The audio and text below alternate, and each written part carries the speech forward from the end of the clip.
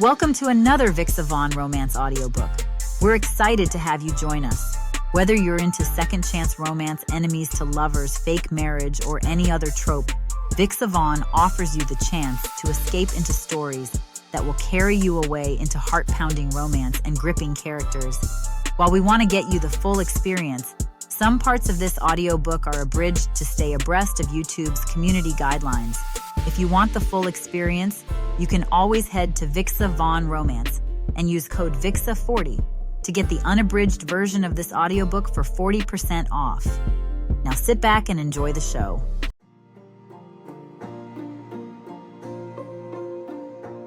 Chapter 1. Cassandra. Really? I didn't even know that cat had bristles on there, Mr. Attenborough, I say with a forced smile.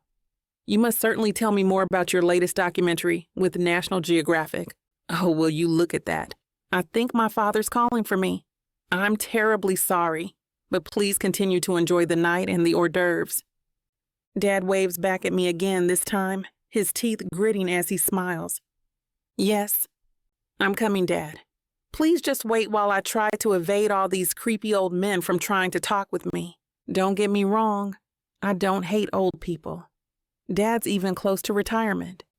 But if I engage in one more awkward situation from some grandpa that's trying to get into my pants, "There's my little girl," Dad exclaims. "Gentlemen, meet my lovely and single daughter, Cassandra." Dad introduces me to 5 geezers, all who are either CEOs or royalties of some small European country. Their eyes gaze at me from head to foot. "Dad, these men are making me uncomfortable," I whisper. "Don't worry, Cassandra. I'd never let them touch you. But landing a deal here is going to be big for us," he whispers back. "Now, if you can just please accompany them to the limo. They want to enjoy a bit of karaoke downtown. I'll have my bodyguards follow you closely." I politely excuse myself from the conversation. The gentlemen seem to be taking it out on Dad, but I quickly run away before he calls me back. "Hell to the no, Dad. Hell to the no." I slither my way out of the crowded ballroom of the St. Regis Hotel. Every influential person in New York is in attendance as Dad launches another extension of his company, Forever Young. I've lost my appetite with all these business deals Dad is trying to make me pull off, and my instincts are now looking for the nearest exit. I finally find after a waiter points the direction, but to my dismay, there's a group of socialites blocking the way. The most recognizable of them is none other than Michael St. Dave, New York's most sought-after bachelor, and son of Mark St. Dave. His bow-shaped lips, deepest ash-colored eyes, prominent jaw, and aquiline nose are sadly negated by his disheveled blonde hair. Around him are 4 blondes, probably daughters of a few of the businessmen here, fawning all over him. But after downing a glass of wine, Michael looks groggy and falls on the floor.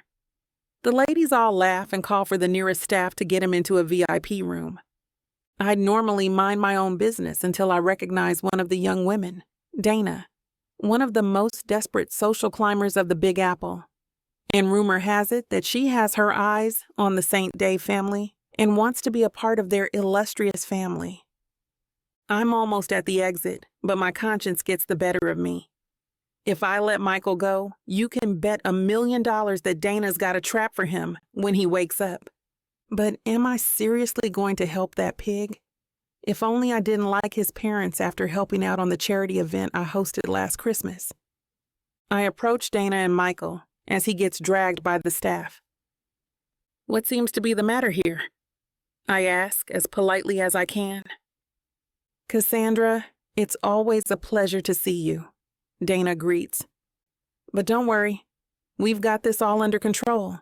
Your courteous staff has offered their services to help me drag my date somewhere more, shall we say, safe and intimate. Dana, that's not going to happen under my watch. So please find another heir to conspire against before I tell everyone what happened last summer." Dana looks as if she wanted to say something back, but hesitates as soon as she sees the crowd gathering around us. She smiles before disappearing into the crowd. I hand the staff a couple of $100. Take the night off, boys. I got this. All 4 staff members look at me, confused, until they see me lift Michael off the floor with an arm carry. Oh, by the way, where's the private room you guys prepared? They simultaneously point me to the exit with shocked expressions. Clearly, they've never seen a woman who works out before. Inside the private room, I lay Michael on the bed and make sure that he sleeps on his sides. I don't want him to choke on his own vomit if his body suddenly regurgitates the alcohol in his stomach. It would be such a waste since he's wearing one of Xenia's latest black suits.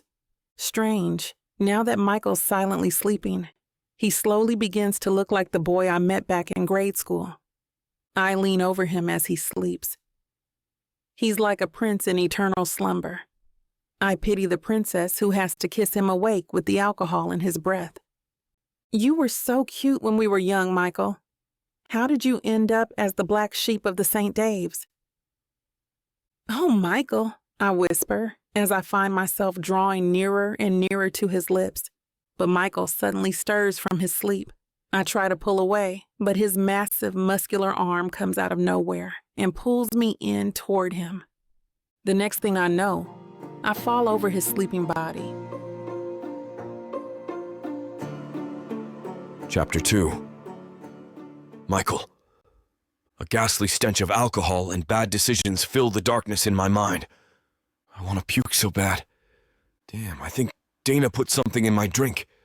Did that chick just roofie me? Moments later, a scent of roses and lilacs fills my nose, calming me in my rustling stomach.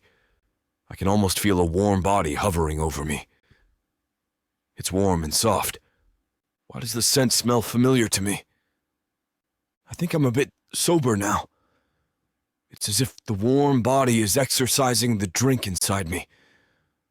Maybe if I hug it. I stir in my slumber, pulling the warmth closer.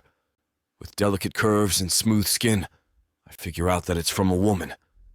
She tries to push me away, but she feels like the missing piece in my life, so I lock her around my arm. Just 5 more minutes like this, I mumble. She feels good.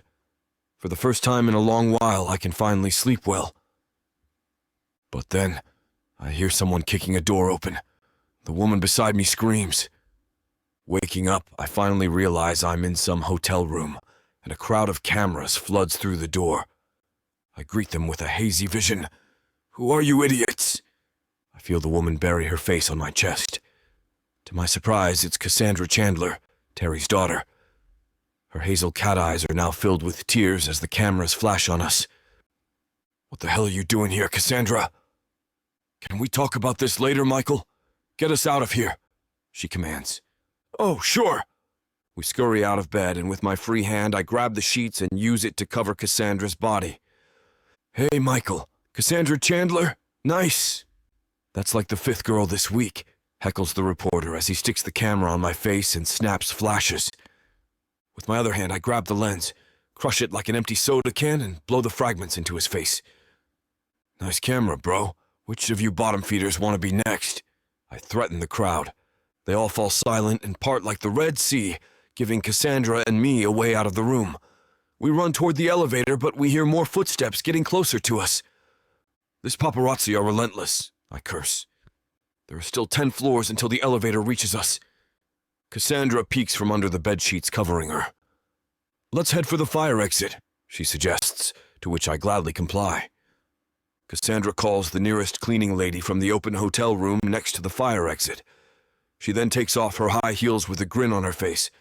Hi, can you do me a favor? She asks, waving a $100 bill.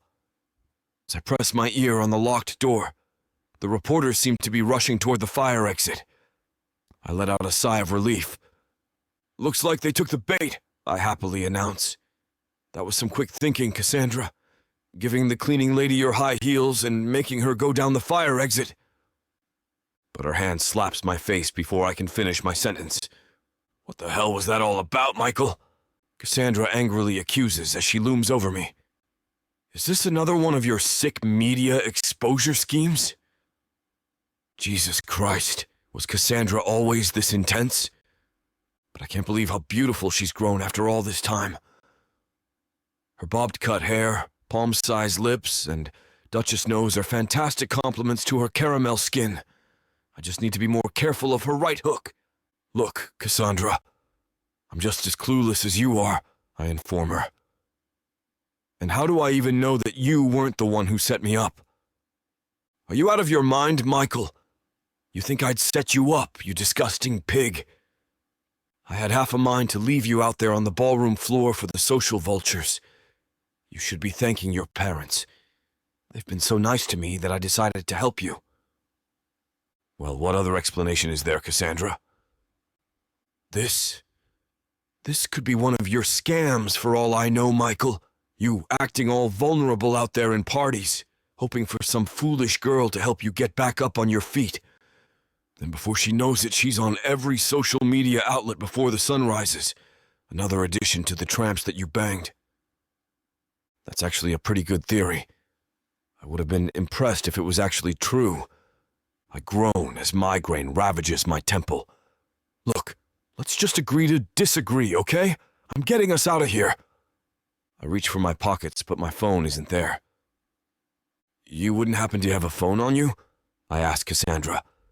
Does this dress look like it has pockets, Michael? I must have left my purse back at the room. Well, those reporters must have it now. Don't worry, you'll get it back tomorrow at some random police station. They don't usually take anything unless it leads to some story. And we both know there's no story here. But Cassandra still doesn't look pleased. So what do we do now? My head is killing me, so let's just call this a night. Those reporters are usually gone by the morning. I think sunlight kills them. Cassandra throws a few more obscenities at me, yet ends up sleeping on the queen-sized bed. But as soon as I try to lay beside her, she gives me a steely glare, threatening me to stay away. Where am I supposed to sleep then? Disgusting. Lying pigs sleep at the bathtub, Cassandra says before turning the lights off. Can I at least get a good night? She angrily throws a pillow and other small items at me, forcing me to the bathroom. But as I lay there in the bathroom with only a pillow to support me, one thought creeps inside my head. I think she likes me. Chapter 3. Cassandra. 3 knocks pound on the door, waking me up. I wanted to sleep longer because of that stupid and tiring incident last night. I don't even want to think about it anymore. The room is dark, but I trudge toward the continuous banging coming from the door. What kind of a cleaning lady would be so rude to wake up hotel guests like this? I open the door, but it wasn't the cleaning lady. Mom, I ask in confusion, what are you doing at the hotel? But her face is filled with nothing but disappointment. Get dressed and come join us for breakfast. I take a better look at the room.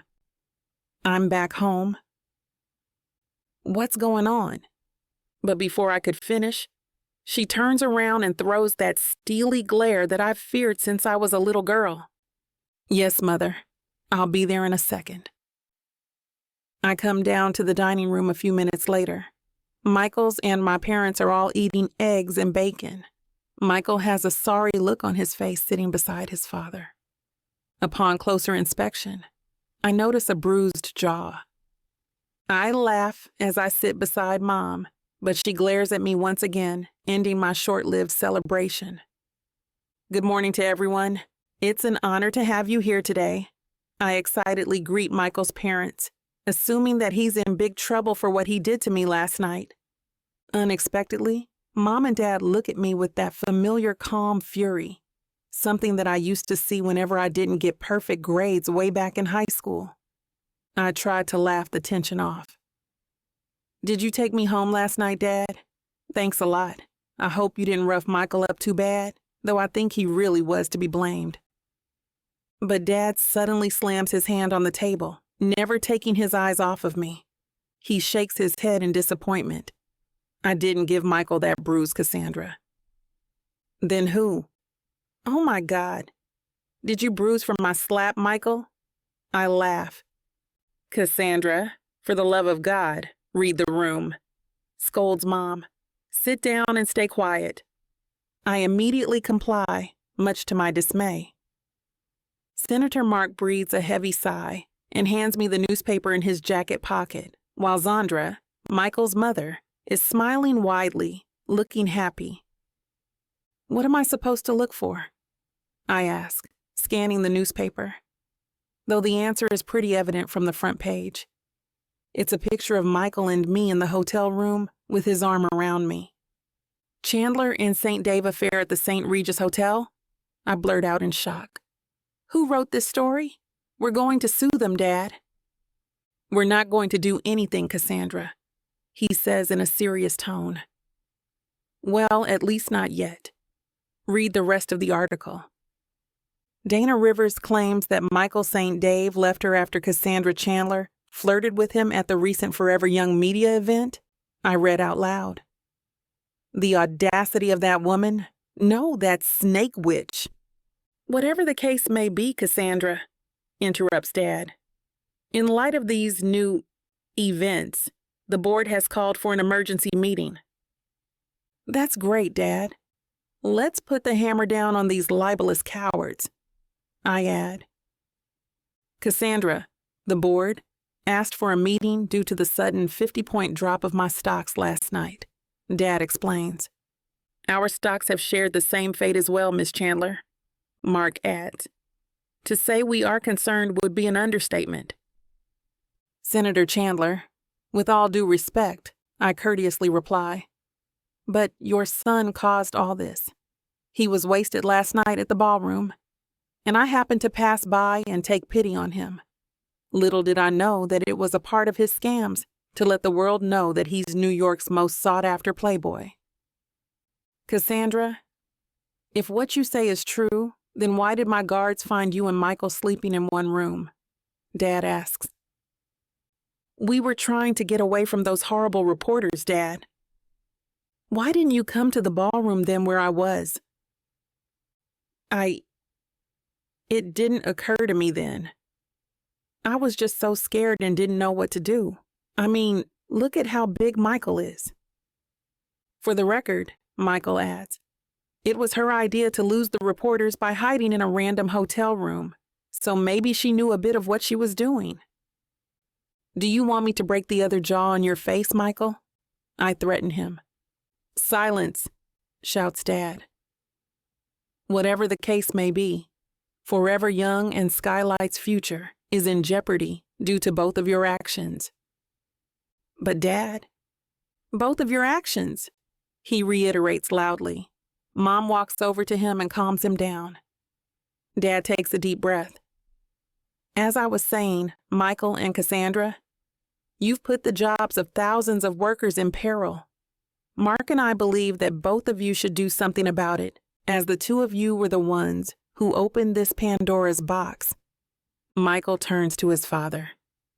Dad, you've got to be kidding me. Mark stares him down. Learn to stay silent when the adults are talking, Michael.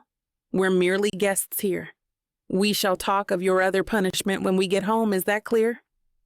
Michael sits back down. Yes, Father. Mark takes a sip of his coffee. Apologies, Terry. Please continue. Thank you, Mark. How about you, Cassandra? Do we have an understanding here? But Dad stands up before I can even answer properly. Good. Now, please excuse us as we have meetings with the board. Something that I hope the both of you will ingrain in your minds the next time you even think about doing something as foolish as this. As our parents leave for the emergency meetings, I'm left sitting here with Michael, probably asking the same question I'm asking. What in the world are we going to do now? Chapter 4. Michael. It's a beautiful Sunday morning as I walk on the gardens of the Chandler homestead. Cassandra's walking beside me, lost in her thoughts. But at least she no longer has the urge to bruise the other side of my jaw. I'm even surprised that she accepted my suggestion to take a walk so that we can get our heads cleared up and think of a great idea to get out of this mess. What in the world were our parents thinking? And what do they expect us to do in this situation? So, got any great ideas now? I ask, breaking the silence between us. But Cassandra ignores me. Cassandra? I don't know, Michael, she finally replies, though her voice does have a hint of frustration. Okay. We walk a few minutes more. I'm starting to sweat and pant already, but Cassandra still looks as fresh and poised as ever. How about now? I ask, trying not to pant. Got any great ideas? If you ask me one more time, you... Look, Michael, I don't know. Why don't you start thinking for a change? You're the reason why we're in this mess in the first place. I told you, Cassandra, it can't be my fault since I was all drunk and unconscious, remember? That's exactly why it's your fault. You're almost 30 years old, Michael. Why are you still acting like a kid? It wasn't my intention, Cassandra. Damn. We walk for another 15 minutes or so. Only this time, I seem to have a hard time catching up with her. She stops when she sees me struggling. How does a man with a body like that have a hard time walking for an hour? Cardio interferes with my weight training, I reply. Gotta keep the muscles in shape, you know? Oh, fine. Looks like walking any further won't get me any other ideas. We have no choice. I walk to her after finally catching my breath. Wait, do you mean you've got an idea already? Since when? Ever since our parents left, Michael. I just didn't want to resort to this. Are you kidding me? That was more than an hour ago, I complain, but quickly shut up as soon as she glares at me. Okay, spill. What's the master plan, Cassandra? Cassandra sighs as she turns her back to me, looking at the vast open field of their estate. We need to get married. I almost choke on my own spit. We need to get what? Don't make me repeat it, Michael. Think about it. Why do you think investors hate that we have a scandalous affair? I spend a good minute to think before answering. Because investors are speculating that the company is going to be run by heirs who think of nothing but their own pleasure. Cassandra is clearly surprised at my answer. Well, it looks like the apple doesn't fall far from the tree after all. Well said, Michael. I get that a lot, but I don't see how getting married is going to fix things, Cassandra. Do you know the original reason why people married in ancient times, Michael? Test me in anything about business, but I slept through most of my history classes. Was it because of true love? For the first time since we met last night, Cassandra gently lets out a smile. That's cute and true at some point in time. Jane Austen actually popularized that thinking in the 1800s with her novel Pride and Prejudice. But before that, Michael, people only actually married for wealth, land, and most of all, power. Marrying for power? I pause to think about her statement for a bit. Are you talking about a merger? Cassandra laughs. Looks like Skylight's future is in good hands. Yes, Michael. Like a merger. Tribes of great influence would marry their sons and daughter so that their overall wealth, land, and power would grow. That's how early tribes developed into towns, then into cities, and finally into empires like Egypt, England, and others. Now, do you get where I'm going with this? Us getting engaged would signal the investors of a possible future merger between Forever Young and Skylight. Was this what our parents wanted in the first place? I'm not sure, Cassandra confesses, but it's the best shot we got. And get this, through the beauty of speculation, we only need to pretend that we're married. Because all they really need is a sign that my father and your father have a good relationship, and the investors are going to speculate on that. Bingo, Cassandra happily replies. I'm shocked at Cassandra's proposal, but I couldn't deny her brilliance. Okay. I mean, I'm down with it if it's okay with you, Cassandra, I reply. A gentleman. Her gorgeous smile grows ever larger. But if you're asking if I'm okay with it, do I really have a choice? Her answer somehow deflates me, though I'm not sure why. Looks like our parents are back, Cassandra comments. Let's go back inside and tell them your idea. Your idea, I correct. Cassandra smiles and takes my hand. Well, I'm certainly going to need your help to pull it off, so it's our idea, okay? I nod and let her lead me back to their mansion. We explain to our parents about our proposal. Their smiles are all the approval that all we need. Father and Teddy shake hands while Mother and Ruby talk to each other about the engagement party. Although it's kind of heartwarming to see our parents working together for the first time, what surprises me more is that all throughout the proposal, Cassandra never let go of my hand. And I intend to keep it that way, at least to lessen the chances of her injuring my other jaw. Chapter 5. Cassandra.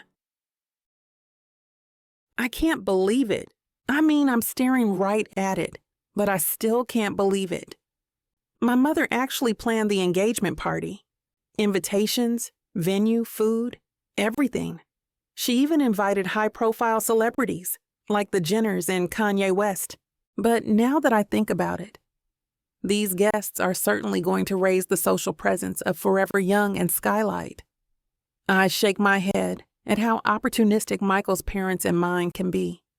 I did reiterate that Michael and I would only pretend to be married the other day, but my mother seems to be taking this too personally.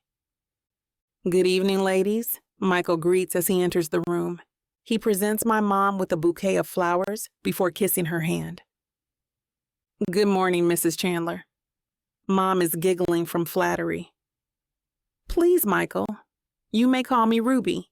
There's no need to be formal among family." All right, this is getting a bit out of hand, especially with Michael. He's always at our home every day now for the past week. Mom looks at me. "Well, Cassandra, is that any way to greet your husband-to-be?" "Mom," I complain. "Come on," she urges. "You need to practice your public appearances together anyway." I offer my hand. Michael laughs but shakes my hand anyway. He decides to kiss it as well. "Good day to you too, my beautiful wife." "Morning to you as well, Michael," I say as I quickly take my hand back. "Well, let me find a vase for your flowers, Ruby," Michael says before disappearing into the other room. "Cassandra, why so rude?" Mom asks as soon as Michael shuts the door. "The two of you were so sweet a week ago, holding hands while presenting your proposal." "Mom, you," she laughs. "Don't you with me." It was cute.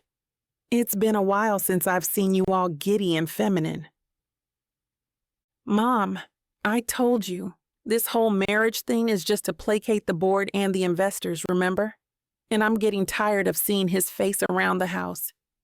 You may not see it, but we're like a cat and dog here whenever you're not around." Marriage, my dear, is never smooth sailing. Your father and I have had our ups and downs. "Mom, this is a fake marriage." Be that as it may, Cassandra, today is the day we're going to pick your wedding dress and ring, Mom excitedly informs. Oh, brother. So go on and call Michael so that we can, how do you kids say it, get this stuff done? All this wedding planning is making me feel 20 years younger. I'm starting to think that running away is the best option for this problem, after all. At the mall, Xandra and Ruby seem to have their own world as they walk in front of us. "At least some of us are actually bonding," comments Michael. "Excuse me?" "You've been ignoring me for the past few days, Cassandra," he complains. "I thought we were finally starting to connect. The public needs to see that we're actually communicating." "Shush," I interrupt. "Where are our mothers?" I look around, but all I see is a sea of people in the mall. "Are you kidding me? Look at what you did, Michael. We lost them." "I'm sorry. I got lost in your eyes, Cassandra," he says, gazing into my eyes. "You better be joking, Michael. You know how those two are once they start chatting. Calling them would be useless since they'd be too engrossed talking to notice their phones." "There they are." Michael points to the elevator. Perks of being a 6'3".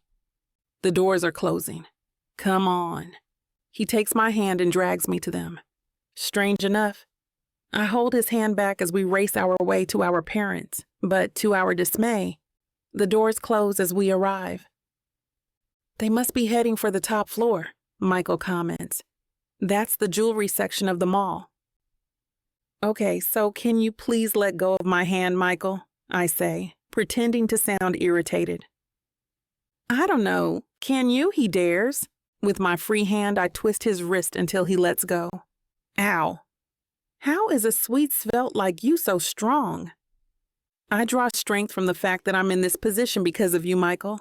I think you're starting to forget that. But you're smiling. Just admit that you're having fun, Cassandra. It is fun to make a 6-foot playboy moan in pain like a little girl. Come on, let's get this next elevator before we completely lose our mothers. Michael follows me inside. Another passenger tries to ride, but the tight elevator signals an alarm, saying it's already overloaded. "Sorry, had a big breakfast," Michael says to the people outside the elevator. I shake my head.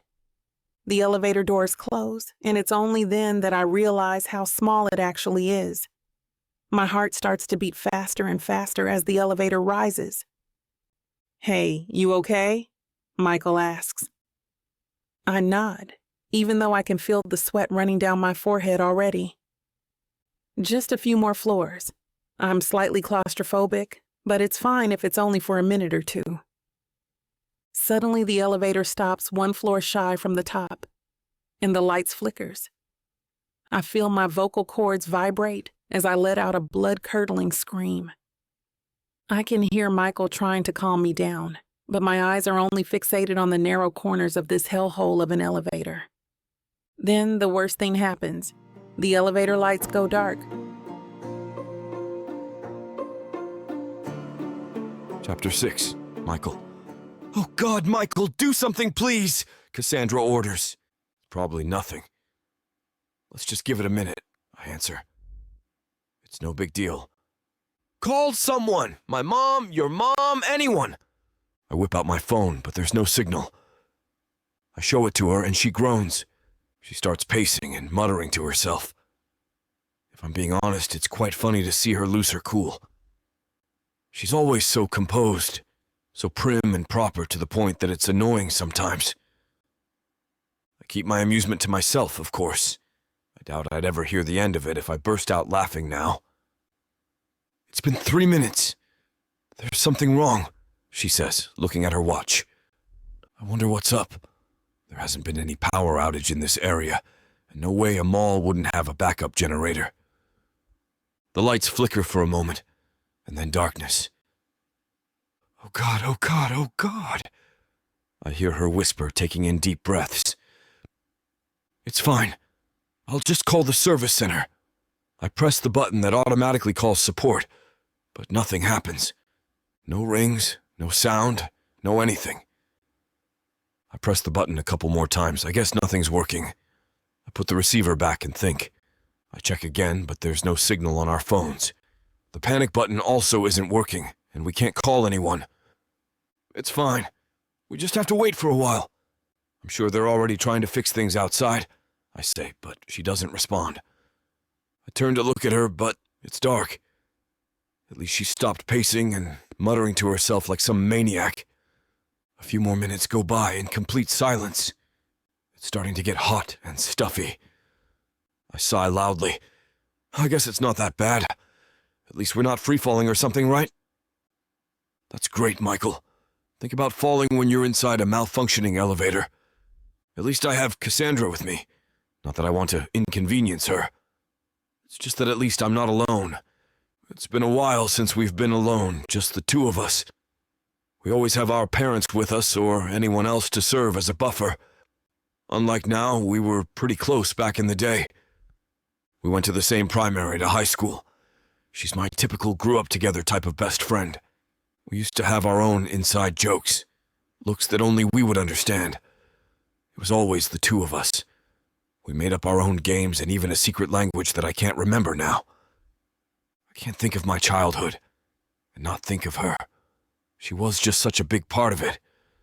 She was practically my whole childhood. I don't know what happened, how it all changed. Somehow we just drifted away. Or rather, she drifted away. I'm still reminiscing about the old days when I hear a strange noise. What the hell? I light the elevator with my phone. I turn to look at her, and she has her arms wrapped around herself. Are her teeth chattering? What's happening? Hey, Cass, are you okay? She nods, taking a deep, shaky breath. Hey! I move toward her. I feel her trembling as I put a hand on her shoulder. Hey? I take her hand. I'm shocked at how cold it is. It's nothing, she whispers, rocking herself back and forth, her voice cracking. I've never seen her like this before. Is this what a panic attack is? I wrap her in my arms and feel her whole body trembling. It's fine. It's fine. You're gonna be fine. I'm here, okay? I whisper, as I try my best to calm her down. She nods and I feel her lean into me, letting the heat of my body warm her up. We stay in that position for a while. I keep on patting her head, letting her know we'll be okay. I'm sorry, she says when her teeth finally stop chattering. She tries to move away, but I hold her firmly. She doesn't struggle. Instead, she wraps her hands around me. No worries. I kiss her forehead. It's just that I'm a bit claustrophobic, she explains, hiding her face on my chest. I didn't know that. How long had she been this way? I didn't know it was this serious. Now I feel really bad for almost laughing earlier. They could really be such a jerk sometimes. We wait in silence, wrapped around each other's arm. I feel her breathing starting to steady and I relax. Thank goodness. Now I'm starting to get pissed. Why it's taking too long to fix this damned elevator. People could be dying here. This is so irresponsible of them.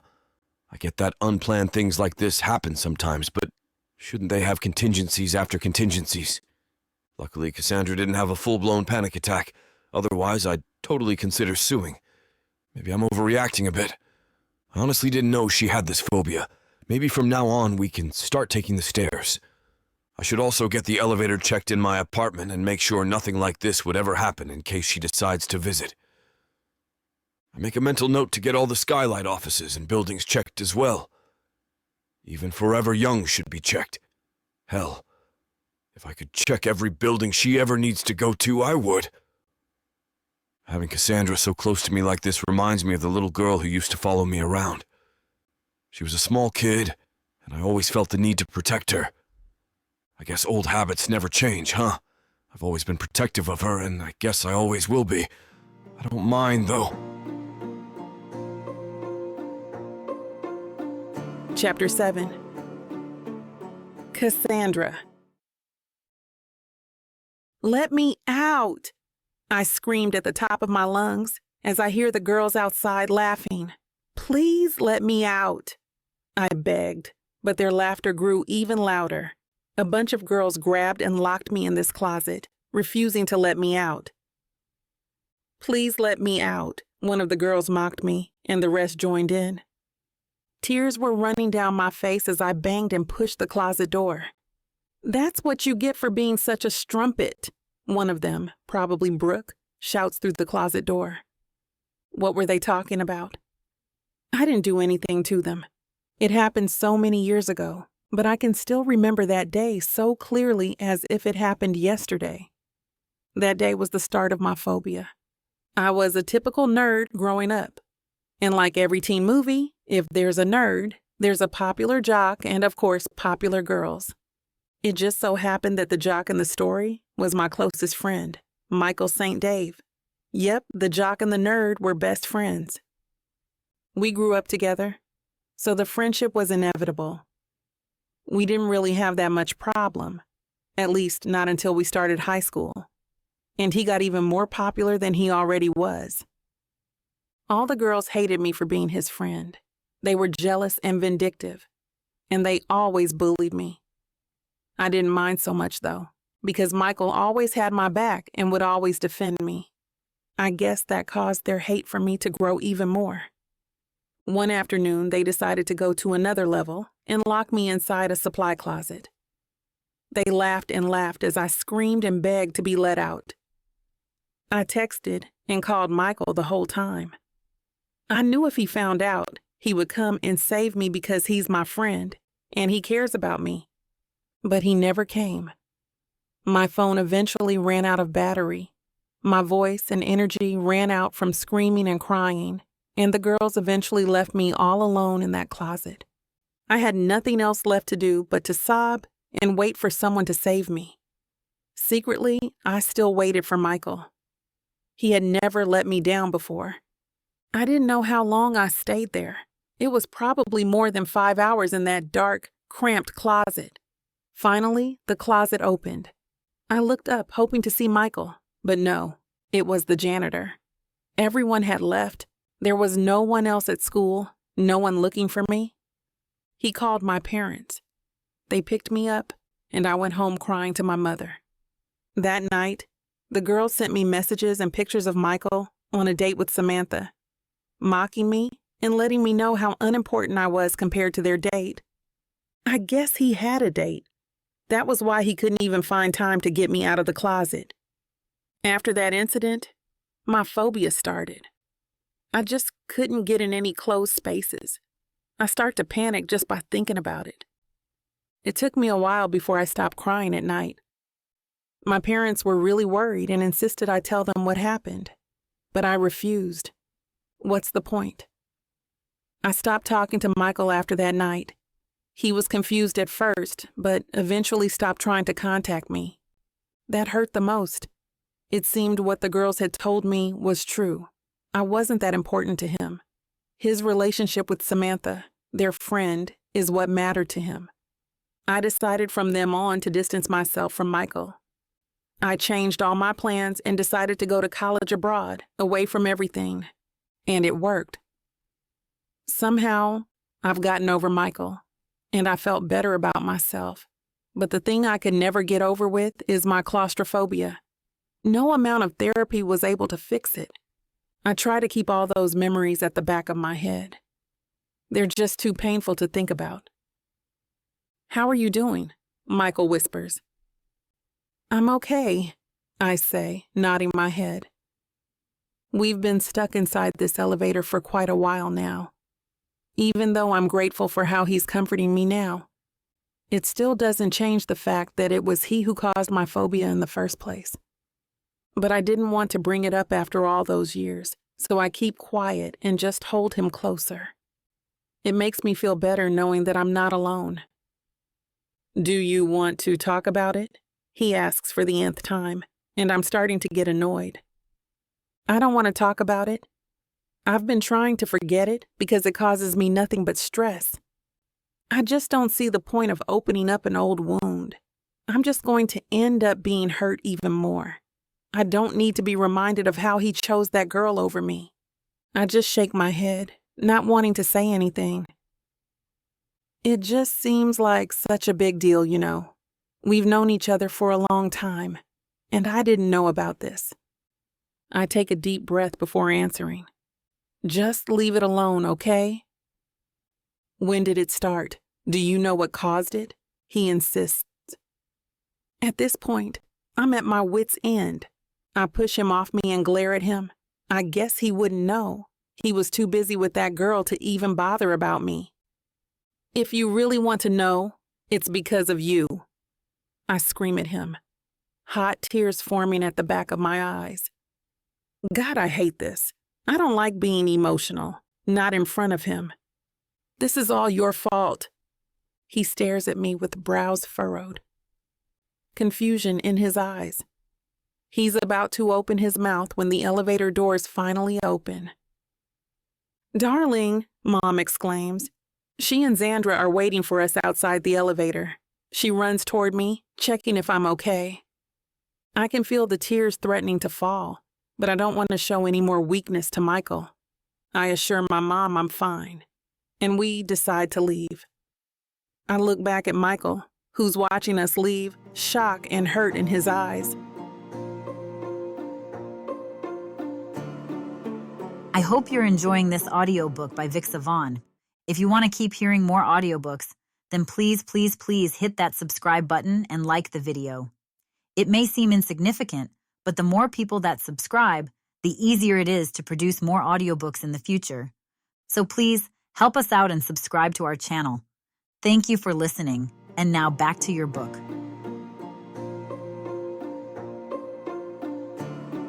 Chapter 8. Michael. I stare at Cassandra's retreating form. My eyebrows are furrowed deeply in confusion. I'm left feeling bewildered and stunned at her outburst. My fault. What did I do to you, Cassandra? My mother gently waves her hand at my face, bringing me back to the present. I walk out of the elevator and stand beside her. The silver doors slide close behind me. Are you okay, Michael? My mom asks in a soft voice. I nod at her. Yes, I tell her, doing my best to be reassuring. I'm fine. But she doesn't seem convinced by my act. Are you sure, Michael? We can always reschedule choosing your rings when Cassandra's feeling better. I shake my head, loosening my shoulders. I smile softer at my mom to make myself look more convincing. Don't worry, Mom. Besides, we might as well check their selection since we're already here. We'll just come back at a later time in case I don't find anything for her. If you say so. We head inside Tiffany's. I browse at their selection of diamonds and ring bands, but I'm still somewhat distracted by what happened earlier with Cassandra. Her hatred of me and the fear in those hazel eyes just doesn't have any logic behind it. And for the life of me, I can't remember doing anything that would make her loathe me. Vaguely, I can hear my mother offhandedly making suggestions behind me on the cuts of diamond that she thinks would look good on Cassandra. I walk around looking at the selections brought out for us and wince at some of the extravagant colors and ridiculous sizes. Somehow, I don't think Cassandra will appreciate a flashy piece. In the end, I get a 2-carat round-cut white diamond, with a bright fire scintillating every time the light hits the stone. It's set on a thin, round platinum band with 6 prongs holding the stone in place. I imagine the ring around Cassandra's finger fondly. Even though she seems to hate me right now, we were still friends once. And although this is all a farce, I'd at least like to regain that level of closeness with her. I'll get the truth out of you someday, Cassandra. I vow to myself. That evening, dinner with our parents that evening is an exhaustive affair. There's a quiet tension between me and Cassandra that our parents are steadfastly ignoring. They talk over our heads about their plans for the engagement party and the logistics of the stage, setup, attendees, and table settings. I keep up with the conversation, laughing and smiling at the appropriate times. I look at Cassandra, and she seems to be keeping up with the small talk too, although she's only replying to our parents and doesn't even deign to give me a look. At least we're both keeping the act up, I think quietly, snorting to myself. She looks beautiful tonight. The silk halter top hugs her frame gently, curving around her chest, the light gold belt wrapped around her, cinching her waist and accentuating her round hips. I take a sharp breath and force myself to look away before my thoughts could wander off to inappropriate places. Not the time, Michael, I tell myself. I return to my meal, moving on autopilot and barely tasting anything. My only consolation is that Cassandra seems to be in the same boat that I'm in. Dinner ends and our parents move their scheming to the living room. A decanter of Dalmore is cracked open alongside a bottle of rosé on the table. Crystal glasses are filled and distributed. I sip on my whiskey, finally catching Cassandra's eyes. I tilt my head to the right. She nods and moves to follow me as I leave the room. "What do you want, Michael?" she asks, arms wrapped around herself defensively. I wince at the gesture, but quickly regain my composure. I take the velvet ring box out of my pocket and gently flip it open, offering it to her. "Hope you don't mind. I already picked your ring for you." The diamond shimmers under the bright light of the room. Its fire looks like a rainbow trapped inside the stone. She nods tightly, taking the ring from the box and slipping it on her finger. It looks just as I imagined it would, except I pictured her to be happier. I nod back at her, and we make our way back to the living room where our parents are chattering excitedly. The room is bright and loud, lively chatter among friends and acquaintances. All of them are shouting their congratulations as I passed by. I smile politely at everyone, not wanting to accidentally offend anyone and lose any more business. But I don't linger. I look for Cassandra among the throng of people. I understand her desire to avoid my company, but we have to be seen together, or else this whole plan will fall apart. That's when I spot her, standing on the side and steadily draining a flute of champagne. I've described her as beautiful before, but no words feel sufficient to describe how I see her now. She stands tall in lace stilettos and a slim black dress, with a thigh-high slit on one side, exposing her smooth caramel-colored legs. A politely disinterested look is pasted on her face, but a closer look reveals a nervous twitch on her lips. She elegantly rolls the thin flute of champagne between her fingers. I take a deep breath and turn my lips into a smirk. I approach her, slipping my arm around her waist and dipping my head. I whisper in her ear, "Come on, wifey. Time to play house." I feel her tense, but soon she relaxes in my arms.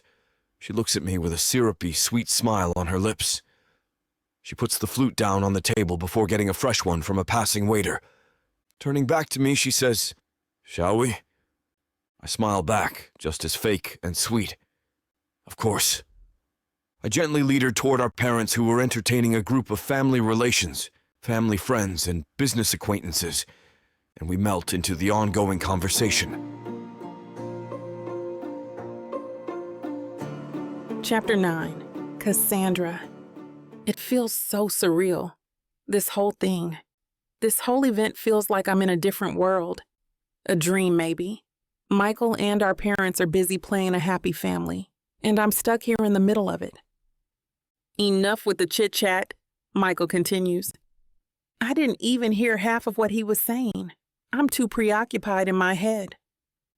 I silently clear my throat, willing myself to pay attention. Anyway, the reason we called you all here today is to announce that Cassandra and I are now engaged.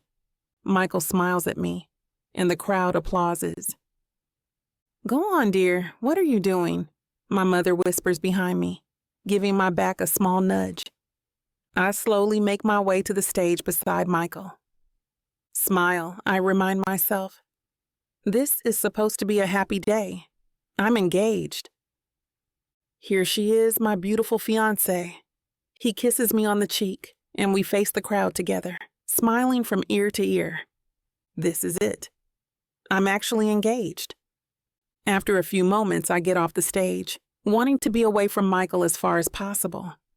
I don't really want to deal with him tonight. With this number of guests, I'm thinking I could just hide in the crowd. It seems like our parents invited the whole city. But all my plans were sullied when Michael catches me by the arm. Where are you going? He asks, smirking in a familiar but annoying way. None of your business, I answer curtly. I can't let him get on my nerves. Not tonight. Come on, let's dance. He pulls me toward the dance floor before I could even answer. I just let him pull me along instead of arguing. Smile, wifey, he says, pulling me close, a little too close for my liking. This is the happiest night of your life. Wifey? No, I say, putting a few inches between us. God, he's so annoying. What the hell has gotten into him tonight? Acting all lovey-dovey. He laughs and twirls me around but didn't say anything else. Good. We dance for a while. Michael would sometimes twirl himself to make me laugh. And it's actually working. Somehow he's making me have fun too. A few more songs and I'm done. These heels aren't exactly made for dancing, and a girl could only stay on her feet for so long. We leave the dance floor and make a beeline for the bar. I need a drink so bad.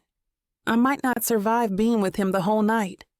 I guess we're both thinking the same thing. We stick to each other the whole night to keep the newly engaged couple act believable. We talk to some friends and family. In the end, we decide to hide at the back, a bottle of wine in tow. I can't tell the story again. I swear if anyone else asks me how you proposed, I'm gonna shove this bottle in their behinds, I say, and Michael laughs beside me. No kidding. He pours more wine into our glasses and signals a passing waiter to bring us another bottle. Is that all engaged people talk about?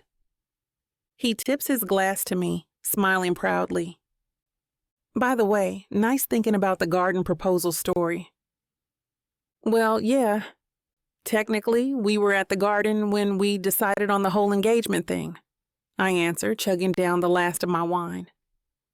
The waiter places a new bottle on our table, and I pour more in my glass. I need to get drunk to get through tonight. Whoa, there. I don't think you should be drinking so much. He looks at me worriedly. Okay, let me get this straight. First, you're not my husband yet. I raising a finger, which he finds funny, judging by the look on his face. And second, this is fake engagement, a fake marriage. By the end of the night, I regret my decision because I'm now more than tipsy. Luckily, Michael had been sneakily giving me water to drink when I'm not paying attention, so I'm not nearly as drunk as I should have been. Michael insists on driving me home despite my protests, and my parents, especially my mother, are happy to leave their daughter with him. So this is your place, huh? He says as we got off the elevator. He walks in ahead of me, looking around my apartment. You didn't have to walk me in, you know. I can do it alone, I say, the effects of alcohol now waning and my annoyance coming back. I don't mind, he answers, poking his head inside every room he can find. Wow, he really has no boundaries. I was trying to be nice. I point toward the door. Now get out.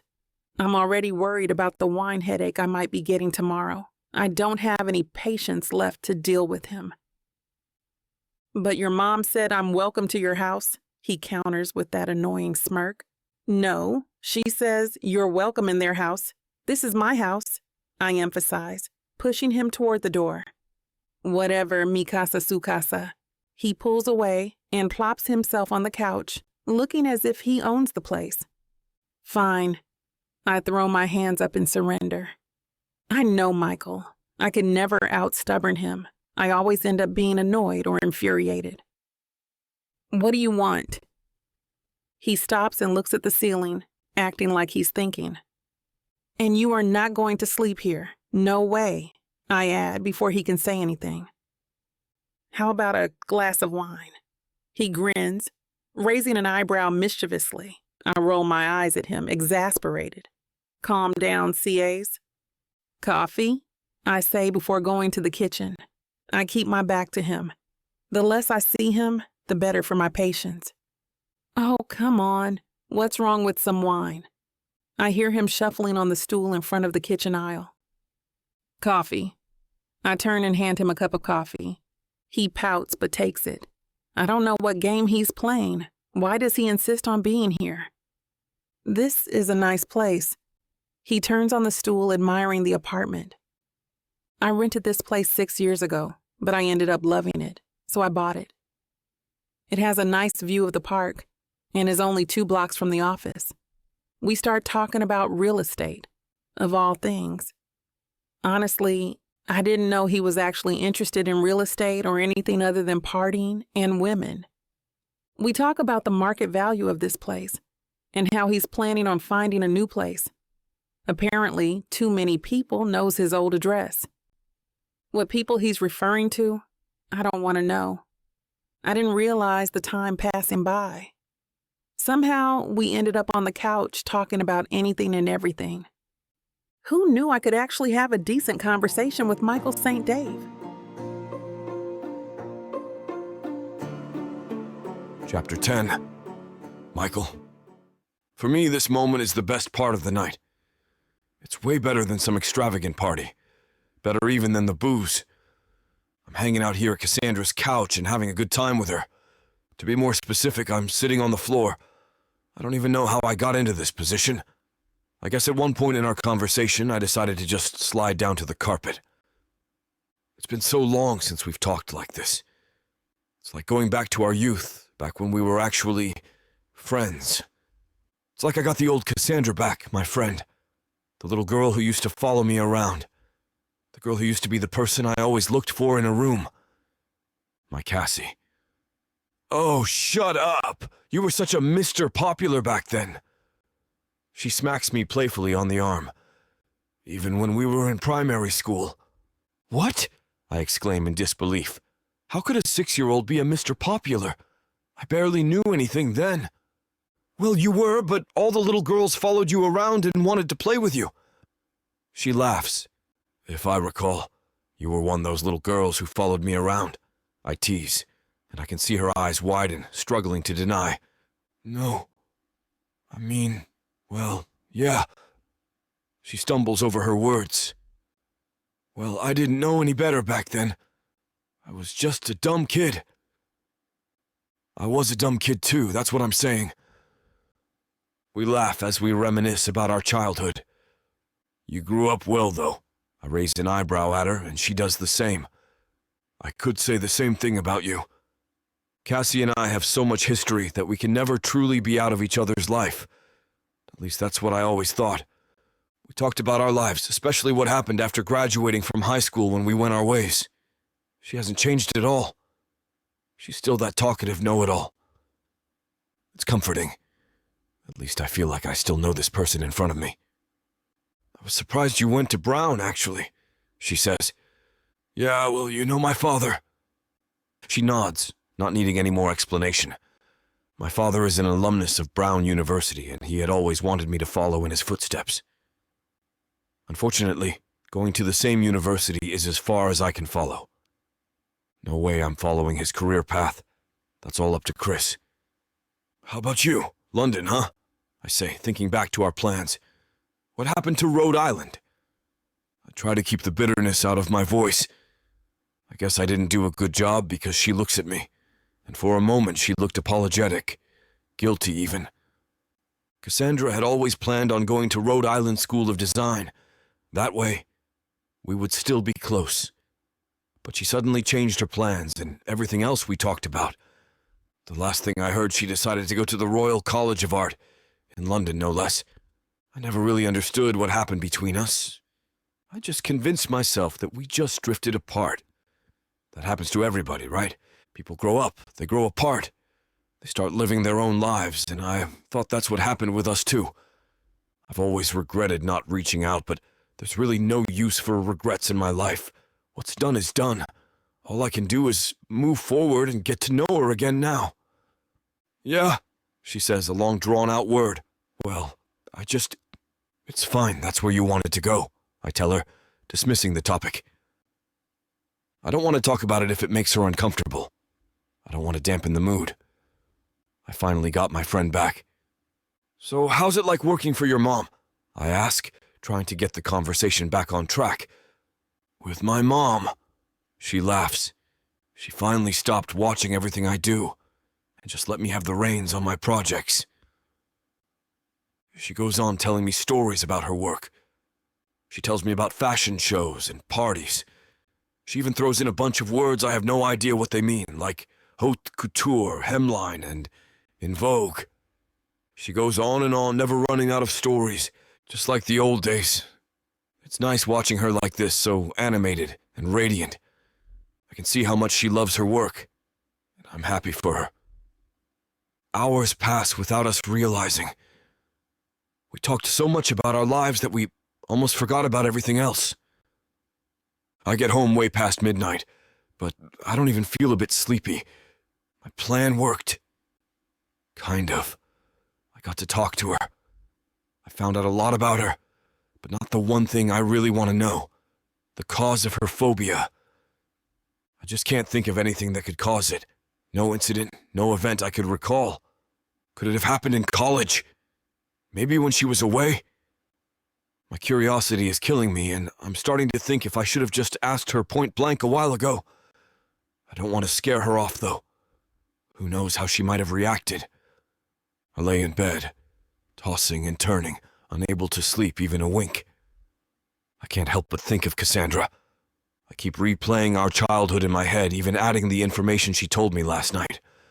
I just can't place the source of her phobia. Did she have it all along, and I just never noticed? That thought saddens me. Have I been so oblivious to not notice it at all? I stare at the ceiling, thinking of Cassandra Chandler until the sun rises. Chapter 11. Cassandra. It's been 3 weeks since that night when Michael and I started to talk again like how we used to when we were close. Things are back to normal now. Well, almost back to normal. With the addition of our engagement. People still believe it's real. For the past 3 weeks, Michael becomes a permanent fixture in my life again, acting as both my driver and sort of assistant. He picks me up from my house and the office every day without fail. He's always around now, sometimes even going as far as lurking in the corners of my office. Just like now, clearly visible from outside of my office. I glare at him. "You do realize I can see you, right?" I say, loud enough for him to hear from the crack on the door he's peering from. "Not to mention you look like a creep doing that." He pouts, acting disappointed at being discovered. He then properly enters my office. "What are you even doing here?" "Hello, Cassie," he greets, plopping down on the couch and splaying his arms wide. "I've come to pick you up." I dart a look at the clock on top of my working table. "You don't have to pick me up every time, you know." He pulls a face and plants a hand on top of his chest. "And what kind of fiancé would that make me?" "A fake one." "You wound me." He leans back on the couch. "Truly you do, Cassandra. I didn't think you'd be this cold. And to the man you're marrying, too." I roll my eyes, closing my laptop. "I didn't think you'd be this dramatic." Michael chuckles, making my heart jump to my throat. I choke it back down and hope he doesn't notice his effect on me. God forbid, or I'll never hear the end of it. He claps his hands on his strong muscular thighs and stands up. "Well, now that you're done with work, we can go out now." I knit my brows together, confused. "Go out?" He strides toward my table and leans both hands on the glass, looking at me with a smug on his face. I suddenly got the urge to either punch him or kiss him. I couldn't decide. "Go out, you know, on a date," he says slowly. "You've been to one, right?" "A date?" I try to keep my voice calm, crossing my arms to keep myself from grabbing him. "With you?" "Well, that's what couples do, right?" He answers matter-of-factly. "But we're not a real couple." He ignores this and starts picking up stuff from my table and putting them inside my bag. I protest, grabbing his hands, but he threatens to call security. "You can't call security," I shriek in outrage. "This is my office." "Then hurry up, or we'll be late for our date." He twists away from my grasp and continues to pack up my stuff diligently. In the end, I concede with his stupid idea. "Where are you taking me then?" I ask when we pull into the road. He grins. "It's a surprise." I cross my arms. "Is it a place you bring all your girls in?" He visibly tenses. A muscle jumps from his jaw, and I know I shouldn't have said something like that. I wasn't really thinking when I blurted it, but he still caught the meaning. I opened my mouth to apologize, but he beat me to it. Michael forces a smile and turns to me. "Nope." We drive in silence after. Finally, he pulls over into a gravel parking lot. I look out of the car window. My eyes widen as I take in the place and the signboard. Michael snickers at my reaction, slipping out of the car and jogging to my side. He opens the car door for me and gestures for me to get out. "It's Burger Shack," I hear myself mutter as my eyes watch Michael in question and surprise. He nods with a giddy smile on his face, clearly enjoying my response. "It is? Come on out, we're getting dinner here." Something blooms in my chest and threatens to overflow, as Michael takes my hand and walks me to the entrance of our old high school hangout. It makes me want to throw him to the ground and have my wicked way with him. I clear my throat, silently chiding myself for such an absurd thought. It's our favorite place. It's where we usually get food and spend endless hours talking to each other about almost everything. It's filled with so many memories. Just looking at the tables and walls inside makes my throat tighten with emotion. I didn't know it's still here, I tell him when we settle down into our favorite booth. He raises a brow. You haven't been here since? I bite my lip, shaking my head. No, I haven't. After what happened, I couldn't bring myself to go to our special places without crying. It's gotten better through time, but I still didn't have the courage to visit here. Well, that's okay. Michael lifts the mood. You're here with me now. We order our usual. I'm surprised they still serve almost the same menu from years ago. Michael and I talk throughout dinner, reminiscing about our past and talking about other things. He especially likes talking about his tattoos. After dinner, we decide to go to the nearby park. After ordering takeouts of ice cream for dessert, we walk aimlessly and idly. We continue to talk. I listen to his crazy party antics, and he listens to me talk about my work. I don't know when he started to hold my hand, but I'm aware of the heat from his palms all through our walk in the park. He drives me home after. During the ride, he asks for suggestions on where he should get a tattoo next. Do you have a tattoo on your butt? I ask. His hand nearly slips from the steering wheel. Cassie, he scolds. You shouldn't ask people that, especially when they're driving. You were asking for suggestions, I mutter defensively. He chuckles. Not that, though. He opens the car door for me when we arrive at my place. He also walks me to the front door, like he's always been these past few weeks. Well then, I say, thanks for dinner. I really appreciate it. Anything for my wifey. He blows me a kiss. I pretend to vomit. Oh, by the way, he continues, come to the beach with me this weekend. The beach? He nods. You don't have work, right? I'll come to pick you up. I eye him suspiciously. Come on, Cassie. He pouts. It'll be fun. I let out a huge sigh and roll my eyes for effect. Fine. He fist pumps the air. Great. He walks over to me and, pulling me close to him, plants a soft kiss on my cheek. Good night, wifey. He winks before turning and walking away. I lift my hand to my cheek, feeling hot from the feel of his lips. I shake my head, laughing at his retreating back despite the riot of confusing feelings inside me. He's still the same Michael I know, and I don't know how I should feel about that. Chapter 12. Michael. This is amazing! Cassandra raises her hands. She's sitting in the passenger seat enjoying our drive to Rockaway Beach in my Bentley Continental GT Speed convertible. Fresh air feels so good. I laugh and glance at her. She's beautiful as always. Cassandra tied a flower-printed scarf on her bobbed cut hair. She looks so young, wild, and free. It's like the old days when it was just us. We've had long rides when we were in our teens. Rockaway Beach, here we come! She shouts at the top of her lungs and sings our favorite songs the entire ride there. When we arrive, there are many people already. This is the only beach in New York where you can surf. How I miss the ocean. The smell of the sea breeze calms my mind. The sound of the waves makes me excited as I imagine riding on them again. I haven't visited here for years because I don't have a reason. But now I have. Cassandra runs in front of me while taking off her dress. I gasp when she throws the dress at me and reveals her white two-piece. Damn, there are a bunch of triangles barely covering anything. She's so gorgeous. I want to cover her to prevent other men from ogling her. They're looking her way, so I glare at them. Come on, what are you doing?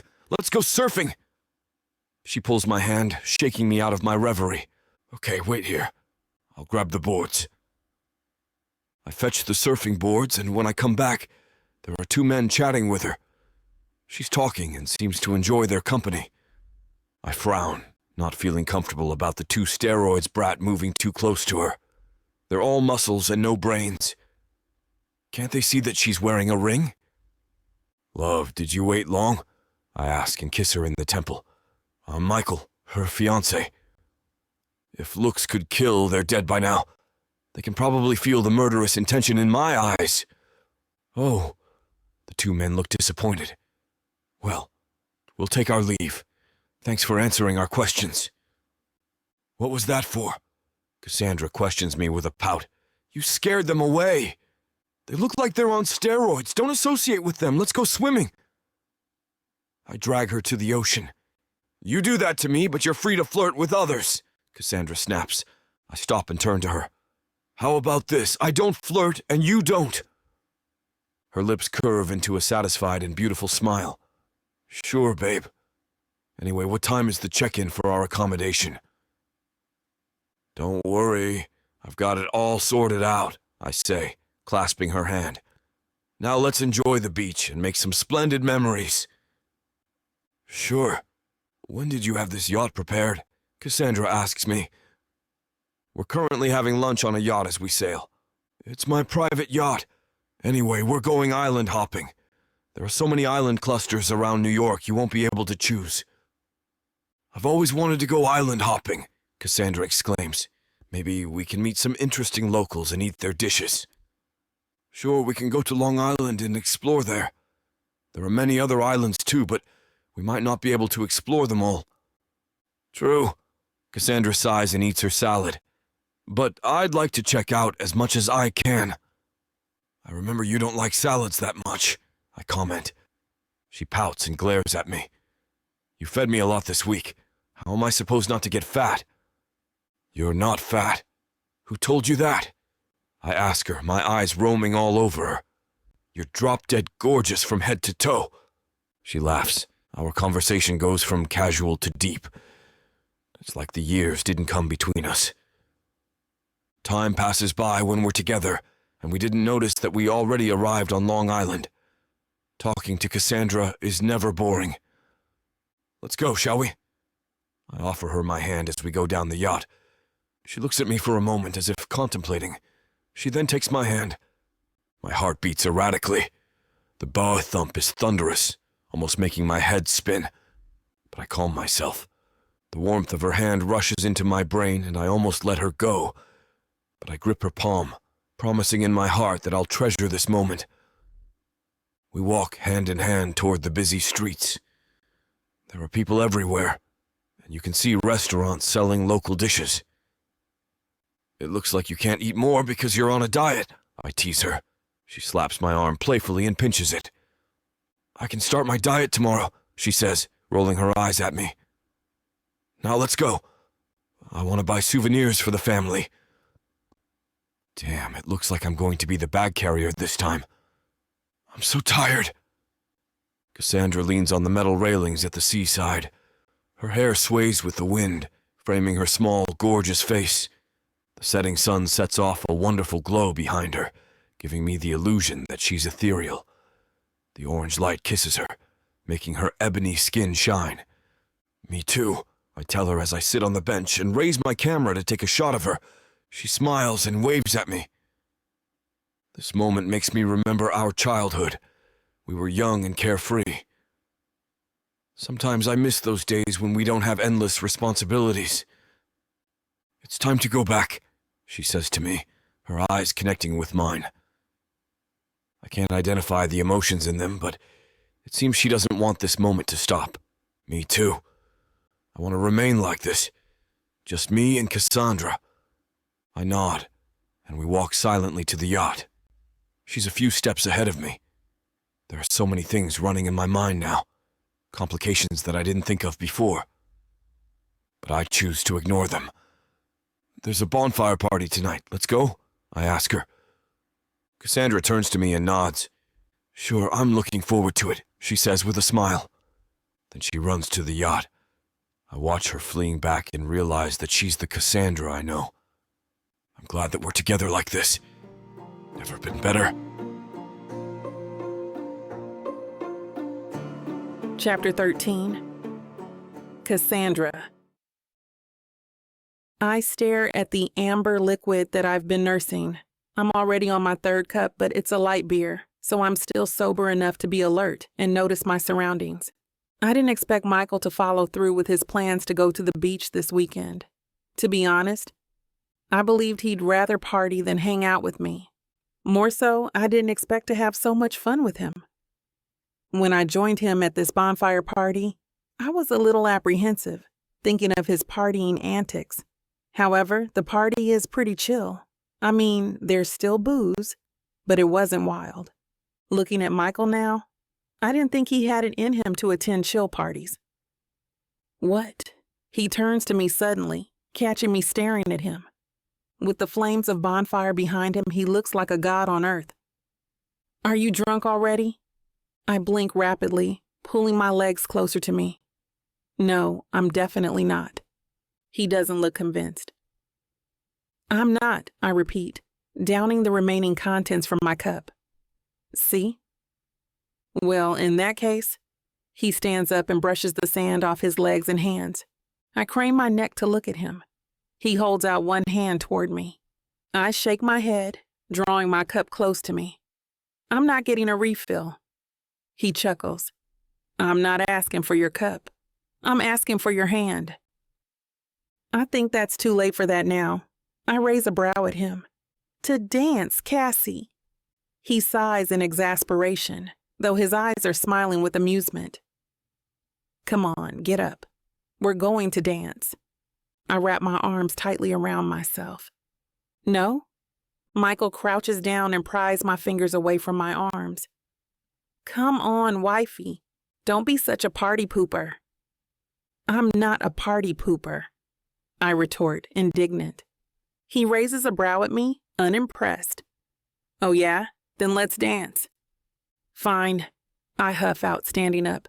Let's dance.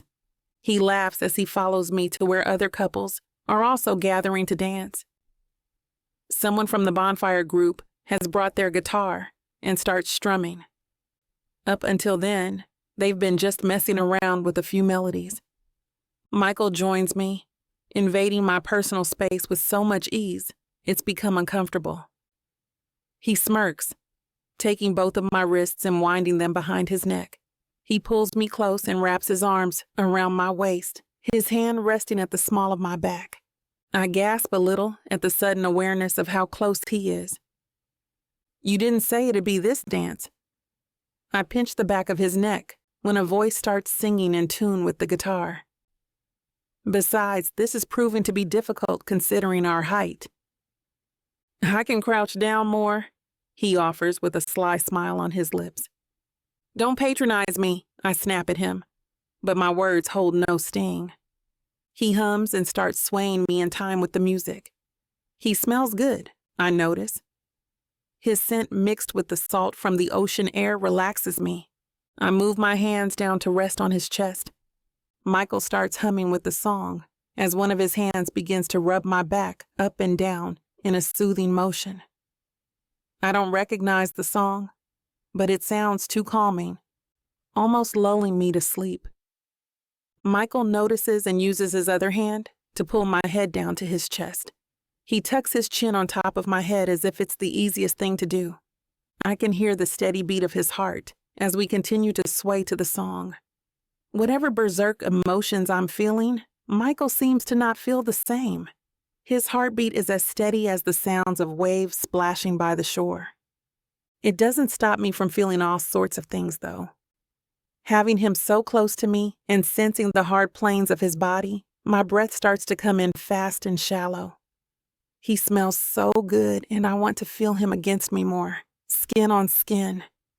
Lust, strong and white-hot, slams against me, turning my center molten. I try my best not to succumb and start rubbing myself against him. I don't know how long we've danced. The people from the party start to disperse as the night got deeper. Soon, Michael and I also say our goodbyes to the group, He holds my hands as we walk back to our separate villas. The feel of his warmth seeping through my skin makes my insides twist in anticipation. I have to inwardly scold myself throughout the walk. Michael doesn't seem to be bothered at all. He keeps on swinging our joined hands together. "Well," he says, stopping in front of our separate villas, "I hope you enjoyed today, Cass." I chew on my bottom lip, not wanting the night to end just yet. "I did. Thanks, Michael." "You're welcome," he answers, reaching out to tuck a strand of my hair behind my ear. "I'll let you rest now, okay?" He turns to go to his own villa, in the opposite direction of mine. I fist my free hand, suddenly angry at myself.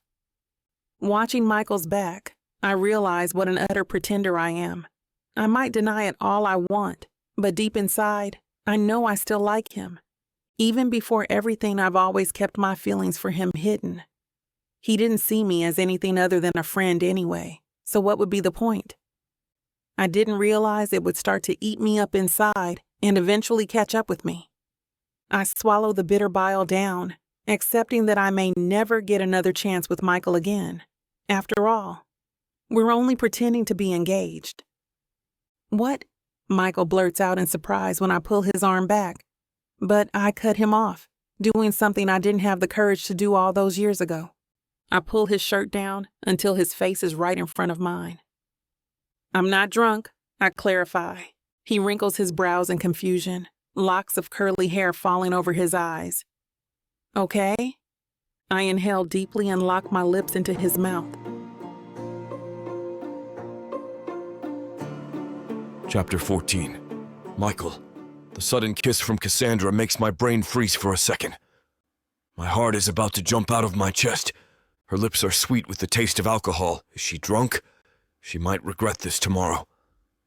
Cassandra's hold on me tightens and the kiss deepens into uncharted waters. There's no way I'm going to explore. I might sink and not be able to get out. She's dangerous. I gently push her away, taking a deep breath to calm myself. But no matter how hard I try, my little brother under my shorts refuses to listen. It's bordering on painful. A cold shower is waiting for me in my villa. There's no way I can act on this attraction. This is Cassandra we're talking about, not some random chick that I can screw and toss away. "You're drunk," I whisper as I let her go, but she hugs my waist. I stiffen, almost to the point of losing my rationality. I'm not drunk, and I've never been so sure about anything in my life. I want you. Cassandra's eyes capture mine and lock into my soul. Silence prevails for a minute, but no one moves. We maintain our position. Her scent invades my olfactory senses, making me intoxicated. She smells of the flowers and the sun. The internal struggle between rationality and lust is almost ending. The advantage is to the latter. "Michael!" She calls my name like a mantra. My name sounds magical from her mouth. I groan as my rationality snaps into oblivion. "Cassandra, are you sure?" I ask her, my voice tingling with lust. I can't even recognize it. "Yes, I want you." "No," she murmurs and buries her head in my chest. "I need you." Something blazes inside me, consuming my being from the tips of my toes to the finest nerve endings. I tremble. Blood rushes into my brain, sounding like a clap of thunder in my ears. I need you too. I pick her up and carry her to her villa. Cassandra opens her room, and I place her in the middle of the bed. Our gazes lock. Her eyes beacon me to commit the last step. Well, well, well. Things are heating up again. You know what to do. Go to vixavonromance.com to get the dirty details that this platform won't put on the air. I know it sucks, but at least you can get a 40% discount with code VIXA40 to make up for it. Use it while it lasts and apply it to every digital product in your cart. Back to the story. Chapter 15. Cassandra. Is it possible to die from ecstasy while also dying from regret? I crack open one eyelid and see that it's already morning. Sunlight filters through the curtains, and it's bright enough to make my head throb. I quickly close my eyes again, trying to collect myself. In my slightly groggy state, it takes a few moments for my senses to awaken. Wriggling my fingers and toes, I realize that I'm completely naked, and I don't have to open my eyes to know that Michael is still in bed next to me because I can feel the heat from his body pressed against my hip. Memories of last night's activities fill my mind, and my body warms up instantly. I'm no prude, but I'm also not the type who throws herself at men indiscriminately. But it appears that the combination of alcohol and Michael St. Dave was all it took to transform me into a first-class hussy. I can now say with complete confidence that the stories about Michael's sexual prowess aren't exaggerated. The delicious ache between my thighs is a testament to that. Unfortunately, I now also have to suffer through the awkward morning after routine with the man I've possibly been halfway in love with since I was young. What had seemed like a good idea last night now feels like a huge misstep on my part. What have you gotten yourself into, Cassandra? I open my eyes and slide my legs toward the edge of the bed, trying to move as stealthily as possible. If I can just get to the bathroom without Michael waking up. Not so fast, Cassie. My entire body freezes in place, one foot dangling in midair. Oh, you're awake. I was just going to the bathroom. I pause. To pee. Really smooth. I lay back down, clutching the sheet tight to my chest, glancing in his direction. I try not to notice that he's naked, save for the pillow that's barely covering his crotch. With his disheveled curls and sleepy eyes, he looks unbelievably sexy for a man who didn't get a lot of sleep last night. So you weren't planning on making a quick getaway? Oh, I definitely was. Of course not. I give him an annoyed glare. Besides, this is my villa, you moron. Where could I possibly run to? Such language, wifey. He clicks his tongue. I can't believe you kissed me with that mouth. I clear my throat, not feeling brave enough to discuss anything involving kissing or mouths. So I roll my eyes at him and wrap the sheet around my naked body, then shuffle over to the minibar to grab a bottled water. He leans up on his elbow, showcasing the impressive tribal tattoo that circles his left bicep. How's your head? I take a sip of water and shrug nonchalantly, leaning back against the dresser. It's fine. A look of annoyance flashes across his face, then quickly disappears. His eyes meet mine defiantly. Are you going to pretend last night only happened because you had a few drinks? No, I'm not a child, I say, tamping down my anger. I won't deny that the coupling had been amazing, but I also can't afford to lose sight of the fact that this is a sham engagement. If I'm not careful, I could end up losing myself in this charade, and all I'll be left with is a broken heart. But that doesn't mean it should happen again, I add. Michael gives me a teasing smirk. That's not what it sounded like last night. If I remember correctly, the only words that came out of your mouth were more and don't stop. My cheeks flame with embarrassment. I'd acted like a cat in heat last night, though I don't think he minded much. In fact, I seem to remember him shouting my name a few times. You're incorrigible, I say, shaking my head. Yes, but I think that's why you like me so much. He lifts his arms and stretches out languidly, seemingly unconcerned about his nudity. I didn't get to see much of his body last night, since we didn't bother turning the lights on, so I can't stop my eyes from greedily taking in his muscular form right now. The tattoos on his arms and chest only serve to highlight his raw masculinity. He snickers, and my gaze jumps up to meet his. He wags his eyebrows at me teasingly as he points upward. My eyes are up here, babe, he says. I snort, mortified to have been caught ogling him like a horny teenager. I hate to burst your bubble when things are just getting started, but this platform won't allow us to air the steamy content coming up in this chapter. If you want us to keep bringing you free audiobooks, we have to abide by their rules.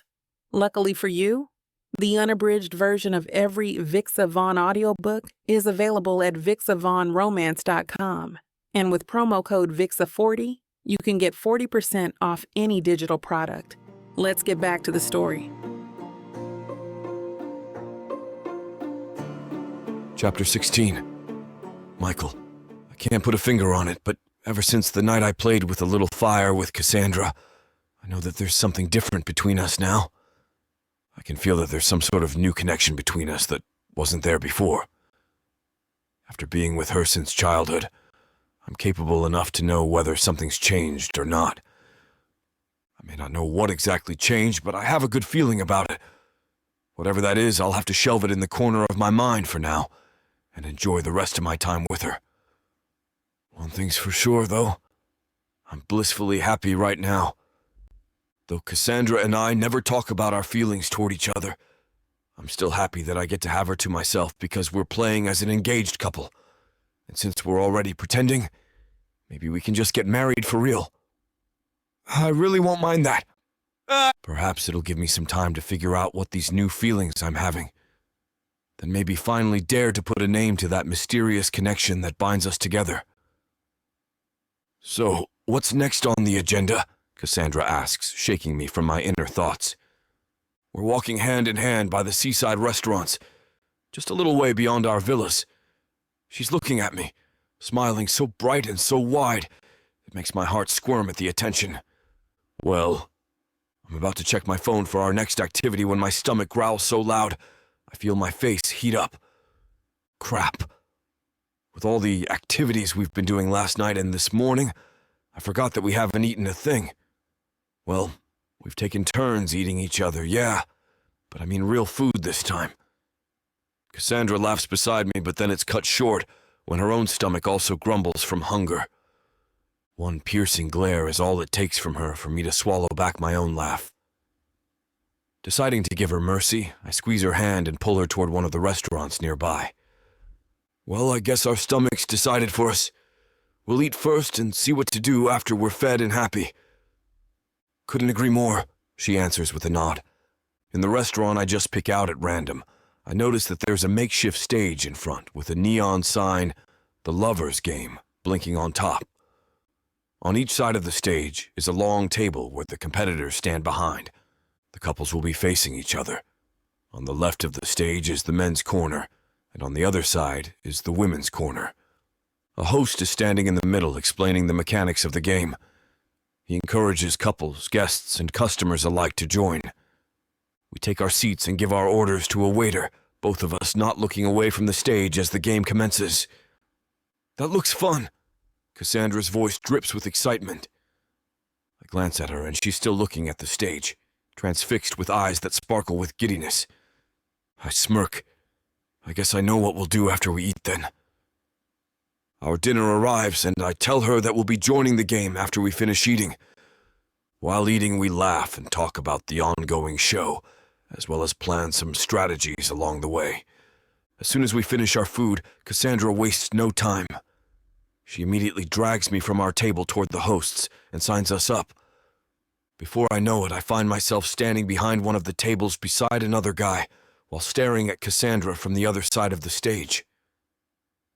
The host comes over to the women, and they talk for a few minutes before he rushes back in the middle of the stage. All right, ladies and gentlemen, the host announces jovially.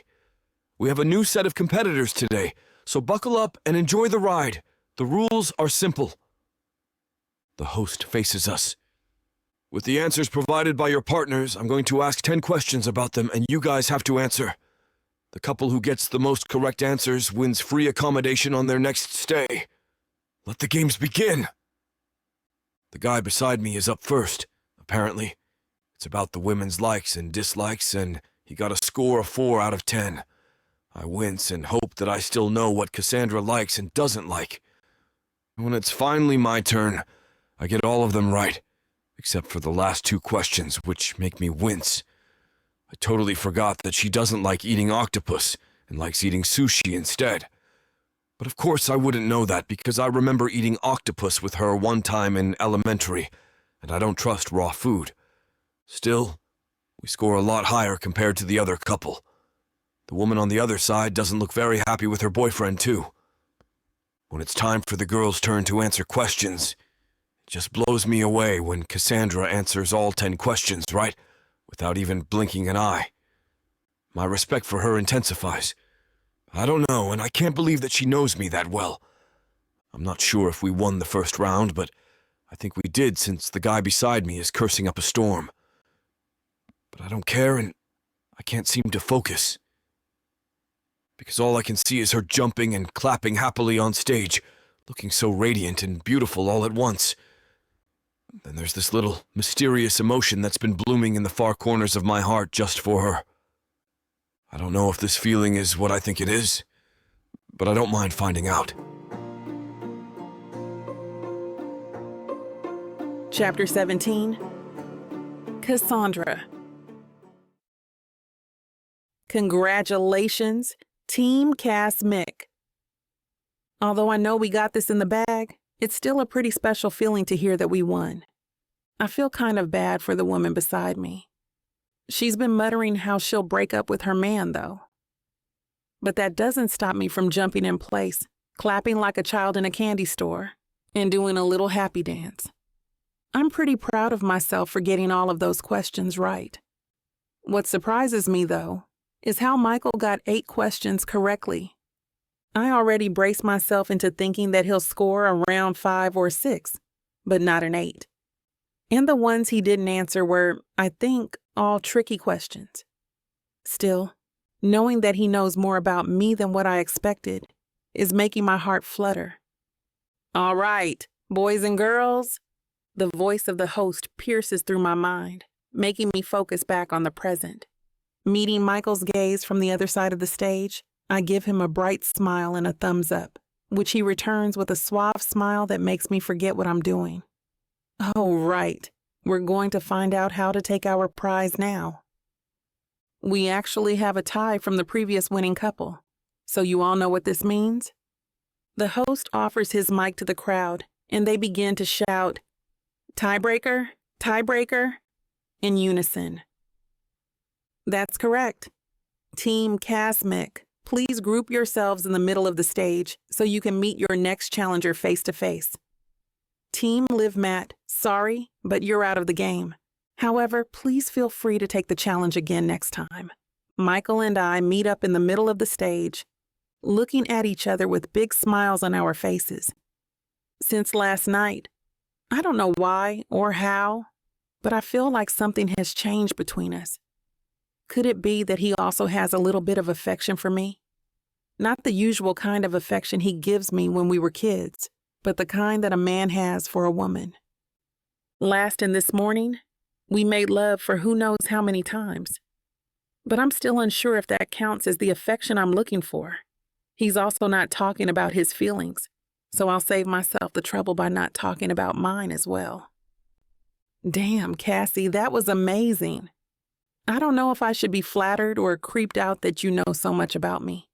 He chuckles and ruffles my hair. Right there and then, it reminds me of the times when we were close as kids until the first few years in high school, how we spent our time together, teased each other, and made fun of each other without a care in the world. With a smile, I close my eyes and savor the feeling of the sweet nostalgia. And coming up on stage is our next competitor for the tiebreaker, Team Sam Sam. The host's announcement fills the venue, making me perk up from my haze to focus on the game. That sweet little moment gives me a boost. I'm more than determined to win this. Team Sam Sam? I swallow my laugh before looking at Michael. Seeing that he's fighting back a laugh of his own, I can't help but giggle at him and the ridiculous team name, even though I know that the team names are derived from the first syllable of the couples. Still laughing, I turn to see who we're up against. And just like that, my laugh is gone, and everything is on a standstill.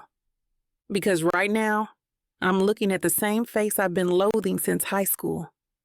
The same face that broke my faith in Michael, his first love and the reason why I have this blasted phobia in the first place. Samantha Ridley. I couldn't hear what Michael is talking about, or what anyone's talking about around me. Everything seems muffled, and I can't focus on anything. Not Michael, not Samantha's fiancé, not the crowd. Just Samantha Ridley and my best friend. The host starts to talk about meeting up or something, but I couldn't quite grasp it. I'm slowly running out of air here when I see Samantha and Michael greet each other. It's as if I just got a sucker punch to the gut. I just stand here and stare while they talk like old friends, laughing and looking like they're having a good time.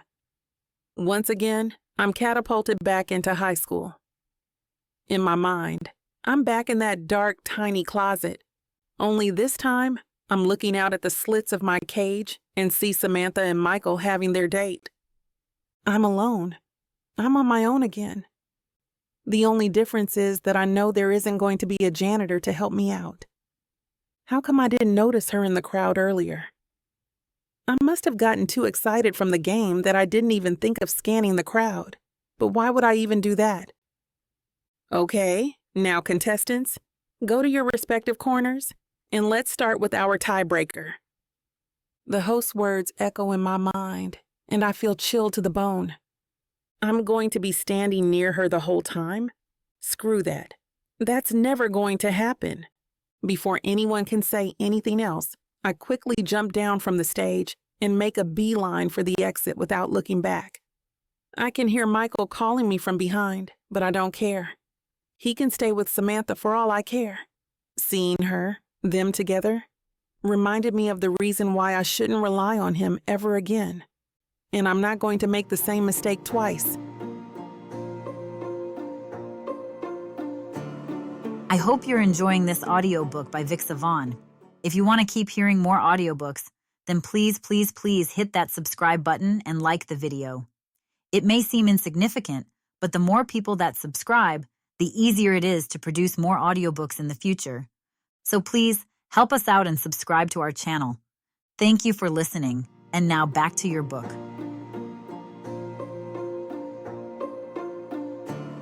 Chapter 18. Michael.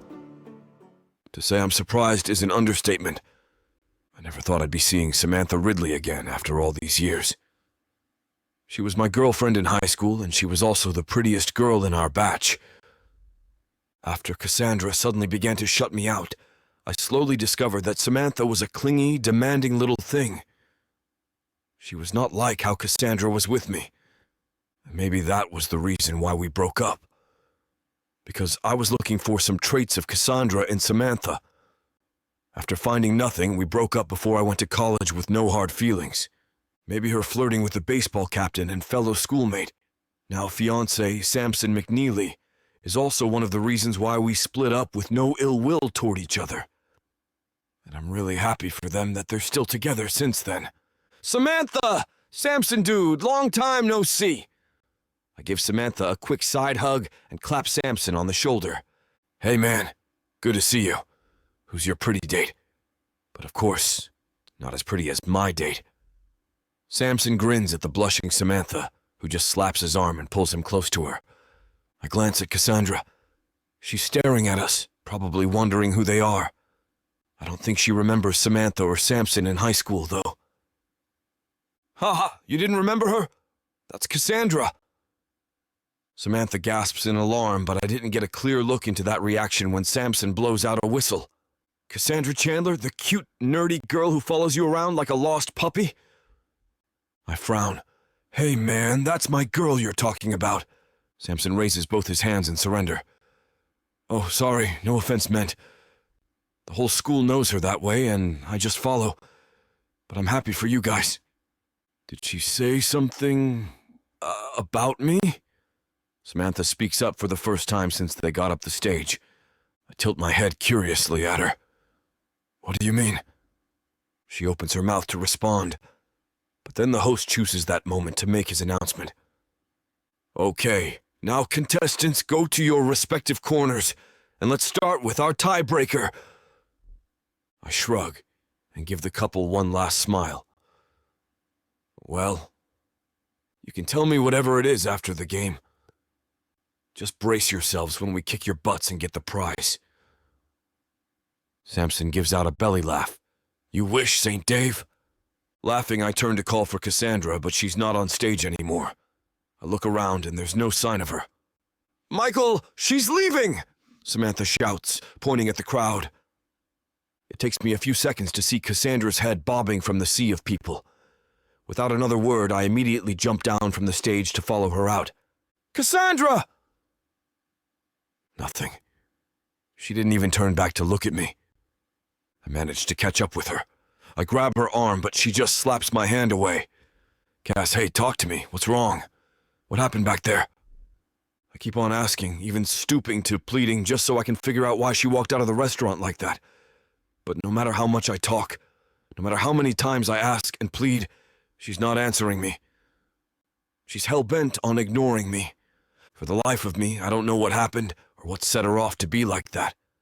Maybe there's something I missed while I was talking to Samantha and Samson. I silently berate myself for not including her or keeping an eye on her during my conversation with them. Maybe I'm just so surprised to see them again that it takes me back in the past for a moment. And right now, it seems like the past is coming back to haunt me. Cassandra is shutting me out again, and I don't know why. I would never know unless she tells me. I didn't give up and keep pestering her with questions. It's only when we arrived at her villa that she finally turns toward me. Her face is red with anger and hate, making my stomach churn out acid. You know what? This shouldn't have happened. All of this, she gestures at the villa and the space between us, is a mistake in the making, and I want no part of it. She slams open the door and stomps toward her bedroom.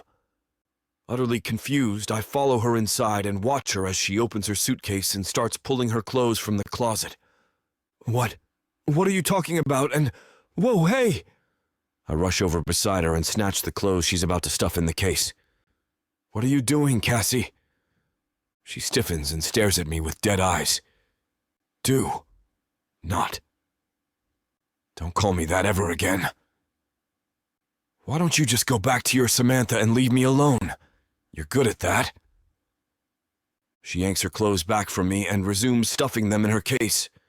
I could only stare helplessly. I still don't have a clue what's going on. And why even mention Samantha?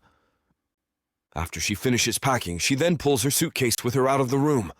Damn it, Cassandra! I rush to block the door. What is going on? Can't you at least tell me why you're being like this? And what's Samantha got to do with your attitude? I have nothing to say to you anymore. I'm going home. Feel free to stay here however long you want. Don't bother coming back in my life. From the looks of things, I can never get any answers from her right now. The best I can do is to keep her here until I figure things out and get to the bottom of this once and for all. Cassandra, listen, you can't just leave. It's nighttime. You can't call a cab home. No one will endure the 4-hour drive like that. She's fuming right now, but despite her anger, I can see that she can't deny that I'm right. Fine, but stay away from me. She suddenly pushes me back. Caught off guard, I lose my balance and fall on the ground. She smirks at me before slamming the door shut, followed by a click of locks. Damn, she locked me out. Oh, there goes my plan to seduce the answers out of her. It's a little underhanded, I know, but I'm desperate, so what's a man to do? Man, calling her is out of the question since she'll just ignore my calls and texts. I have to find another way. I decide to return to my villa. On my way there, I hear my phone ring. Thinking it's Cassandra, I immediately check it, only to find out a different number and a different name on the screen. It's from Samantha. Chapter 19. Cassandra. Morning arrives, and I don't think I even got a wink of sleep. My eyes spent the whole night drenching the pillows with tears. No matter how many times I pep talk myself to hate and blame Michael or Samantha, the truth will always stare back at me in the face like a mirror. I don't have anyone to blame but myself. It's all my fault for hurting so bad like this because I let Michael in. Again. I thought that for the past days we've been together, there's finally something growing between us. Love. Well, look at me now. Look at how that foolish hoping and dreaming got me nothing but a reopened wound in my heart. At the crack of dawn, I decided that I've already done enough moping and crying. It's time to move forward. I open my case and sort through my things again, folding them and tucking them back inside. The mindless chore helps a little in easing the pain I'm feeling, but not enough for me to forget. As soon as I check the time and see that it's good enough to get the hell out of Dodge, I zip my suitcase and crack open the door a little. The outside is empty. I don't want to admit it, but I'm still half hoping that Michael will be waiting for me outside. Guess not. He's probably enjoying his time with Samantha doing God knows what. But did I remember correctly that she was in that game show with her fiancé? Am I freaking out so badly that I'm not thinking things clearly because of the closet incident? And am I not really going to face this like an adult and instead hide and run away like a child? I shake my head. I don't know anymore. I just need to get the hell away from this place and clear my mind. I head toward the reception area, and there's still no sign of Michael. I don't want to face him at all, so I'll just take a cab and head home without letting him know. As for the problem that awaits me at home when I tell the family I'm bailing out, I'll cross that bridge when I get there. Hi. I force a smile at the receptionist, thankful that I took the extra time to clean up so that I won't scare the people here. My eyes are still swelling a little from crying, but at least it's not red and bloodshot anymore. I'd like to check out, please. I slide my ID and credit card. She takes it from me, reading the name from both my card and ID before stowing it under the desk. I frown at that. Aren't you supposed to return it to me? I'm in the villa down by that road over there, and if it's under the name of the guy I was with, then you'll have to just charge it in his account instead then. No problem. I hope that Michael didn't put both our villas under his name. Otherwise, I'll have to wait for him so that I can get the hell out of here. The panic must have shown on my face because the receptionist gives me a soft, soothing smile. Don't you worry, Miss Chandler. Would you mind if I take you to the garden first? Well, that question only makes me frown harder. I'm not sure about all of this. Is this a usual thing to do for customers that check out? Just the special ones, Miss Chandler. I wish you luck. She gives another serene smile before gesturing toward another staff, who suddenly pops up beside me like a mushroom. Please follow me, Miss Chandler. The other staff, a gangly-looking man, politely takes my elbow. I assure you that if you don't like what you'll be seeing, then I've been given the right to escort you home myself. Well, sure, I guess. Might as well as get this over with so that I can hit the road. As soon as we near the garden, I hear familiar, upbeat notes from a guitar, and my heart begins to bang against my ribcage. The staff and I round the corner. There, in the middle of the garden, Michael is singing Taylor Swift's You Belong With Me in that deep voice of his. He even does little hand gestures and finger guns at me a time or two, which, as hard as I try not to, makes me smile. I can't help but laugh. Not only that he's singing one of our favorite songs when we were in high school, but this particular song also means a lot to me, because this is what I feel with Michael. I don't know how many times I sang along the part where he belongs with me and hope he can get a clue, but he never did. And since that closet incident, I already resigned myself that he'll never belong to me. But what's all of this? He finishes the song while I'm tearing up from laughing so hard. However, the moment the next chords of the guitar pierce the air and he begins to sing the next song, the tears that fall from my eyes are not from my laughter anymore. Because he's singing one of our most favorite songs of all time, Coldplay's Viva La Vida. After that song, I just stand there alone now. I don't know when the staff beside me left, and I honestly don't care. I didn't make any move when Michael walks toward me and cups my cheek. I just stare at him through my watery eyes, while he looks back at me with a soft smile on his face.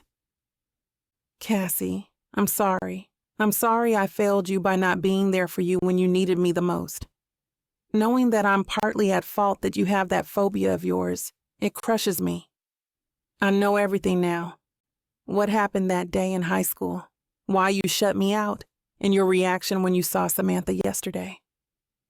Before I can react to anything he's saying, he continues on. She called me, by the way, and spilled the beans in front of me and Samson, her fiancé. She regrets asking those girls to lock you in the closet and taking my phone from me so that you can't reach me. She's very sorry, and if they weren't leaving so early in the morning, she would have apologized in person. I can see the sincerity in his deep-set, ash-colored eyes and hear the honesty in his deep voice. And just like that, it seems the weight of burden, anger, and fear that's been hanging on my shoulders since high school evaporates into thin air. The relief is too much that I begin to sob uncontrollably. I love you, Cassie, Michael whispers, before gathering me in his arms and kissing the top of my head softly. I think I've been in love with you since we were kids, but I'm such a blind bastard. I didn't see the treasure that's been under my nose the whole time. Please forgive me and give me a chance. I have no words. There are too many emotions clogging my throat. All I can do is nod, hug him tighter to me, and accept his love. Chapter 20. Michael. Congratulations. The gripping congratulations session is far from over. I don't remember having this many relatives. Today we're holding another engagement party. This time it's closed for family and other relatives. My lips curve in a wonderful smile, but it's already trembling. I've been smiling for hours. You're lucky, man. Another relative, who I don't remember and not close with, hugs and pats my back strongly that it almost made me cough. I'm lucky, I say to him.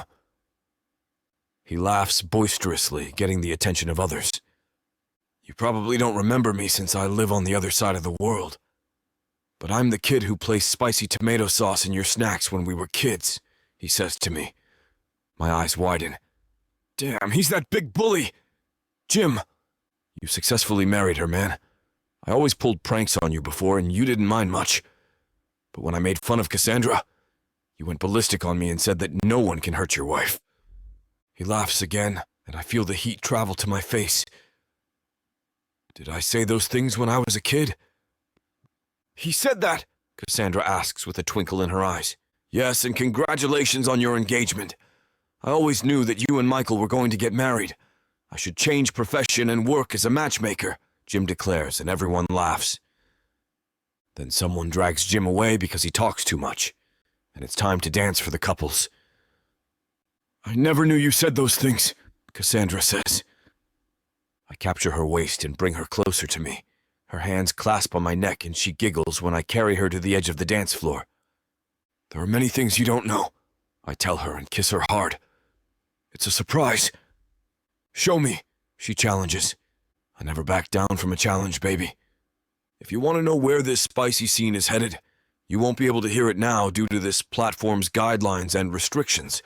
But we want to make it up to you by offering the unabridged version of any Vixa audiobook, including this one, for 40% off. All you need to do is go to vixavonromance.com and use code VIXA40 at checkout. Are you enjoying the story so far? Let's get back into it.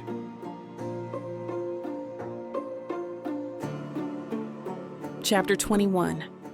Cassandra. Ever since I could remember, I've always dreamt about my wedding dress. Like a typical little girl, I've looked up to the princesses that we see in the movies and cartoons, wearing those pretty ball gowns. I used to draw gowns and ask my mom to sew them for my dolls. Of course, over time, my taste changed and evolved. I still make sketches from time to time and modify it whenever I get inspiration, until I've come up with the final design that I imagine I would be wearing when I finally walk down the aisle. I haven't shared this with anybody, as this is important and sacred to me. Maybe this is also one reason why Forever Young hasn't ventured into anything wedding related. I don't think I'll be able to give my 100% to it because I'm holding back something that's mine. Let's see after the wedding. I'm already feeling a lot of pressure about our upcoming wedding. As much as we want this to be an intimate affair, just like our real engagement party, I'm afraid that would be impossible. Michael and I are both high-profile business professionals. Even though we're not celebrities, the media still follow our lives. There are already a lot of bets going on about what I'm going to wear. Right after our private engagement party, I call for a closed-door meeting with our design and production heads. We sit in the boardroom, and everyone's looking at me expectantly. You all might be wondering why I've called you here. Before I start with anything, I just want to remind you that everything that will be discussed here is strictly confidential, not a word to anyone. They all nod in agreement. As what's been all over the news lately, I'm getting married to Michael St. Dave, and I want my wedding dress to be made by our team. I see their eyes light up in excitement as I continue my announcement. I've made the initial design that I want, but I'm still going to consult with you for your inputs. Then we'll have our team of seamstress make it. Only one dress is going to be made, and we'll not be selling the same design. I make a few taps on my laptop and show them my design. We collaborate and change it a little bit until everyone agrees that it's perfect. Perfect for me. My dreams are finally coming true. The next 5 months pass by like a blur. Although we've already had some of our suppliers booked by our wedding coordinator, this time, Michael and I are going to be more hands-on in picking out options, even up to the little details. I enjoy getting to know Michael again as we spend more time with each other. Our parents are beyond thrilled, as this partnership not only meant that our families are getting together, but it's also good news for both our businesses. I turn around and look at my reflection in the full-length mirror. I can't believe that I'm wearing the dress that used to live in my sketches. It fits perfectly and accentuates my assets well. Everything has its meaning, and that makes it extra special. My mom walks to me, and I can see the pride in her eyes. I turn around as she puts the necklace around me, then covers me with the veil. "You're so beautiful, my dear," she whispers. I try my hardest to stop my tears from falling as we share a warm embrace.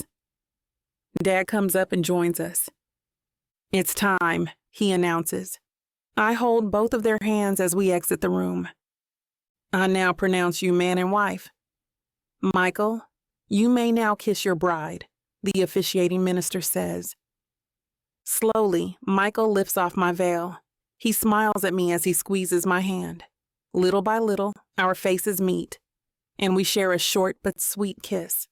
Michael gathers me in his arms and embraces me tightly amidst the cheers of everyone. "I'll never let you go again. I'm here to protect you always." Everyone proceeds to the hotel where the reception is being held. It's a night full of fun, food, and dancing. Michael never leaves my side as we go around the room, mingling with the guests. Chris, who's also our best man, gives his speech to us. "I kinda always known you two will end up with each other, despite having a love-hate relationship. Cass, I'm so happy to welcome you formally into our family. Michael, congratulations on finding your match. Take care of Cassandra, or else you'll answer to me." He raises his glass, and everyone agrees as we clink our glasses together. Michael rented the honeymoon penthouse suite for our wedding night. The party ended a little after midnight, and we're finally alone. "Would you like to take a quick dip at the jacuzzi?" Michael offers. That sounds nice, and I agree. Quickly, I change into my two-piece and find him already waiting for me with glasses of champagne on hand. He gives me one and assists me as I enter the water. The water is warm and relaxing. I snuggle close to Michael as we take sips of our drink. Michael gets our glasses and puts them on the side. He starts to kiss me. I return his kisses, and our tongues explore each other's mouths. Michael's hands explore my body, and I can feel him starting to harden under his trunks. Sorry to interrupt again. I know no one likes missing out on a spicy grand finale, but unfortunately this platform won't allow us to air what's about to happen next. To make up for this, we're offering a 40% discount on the full, unabridged version of this audiobook when you go to vixavonromance.com and apply code VIXA40 at checkout. Thank you for listening to Vix Avon Romance.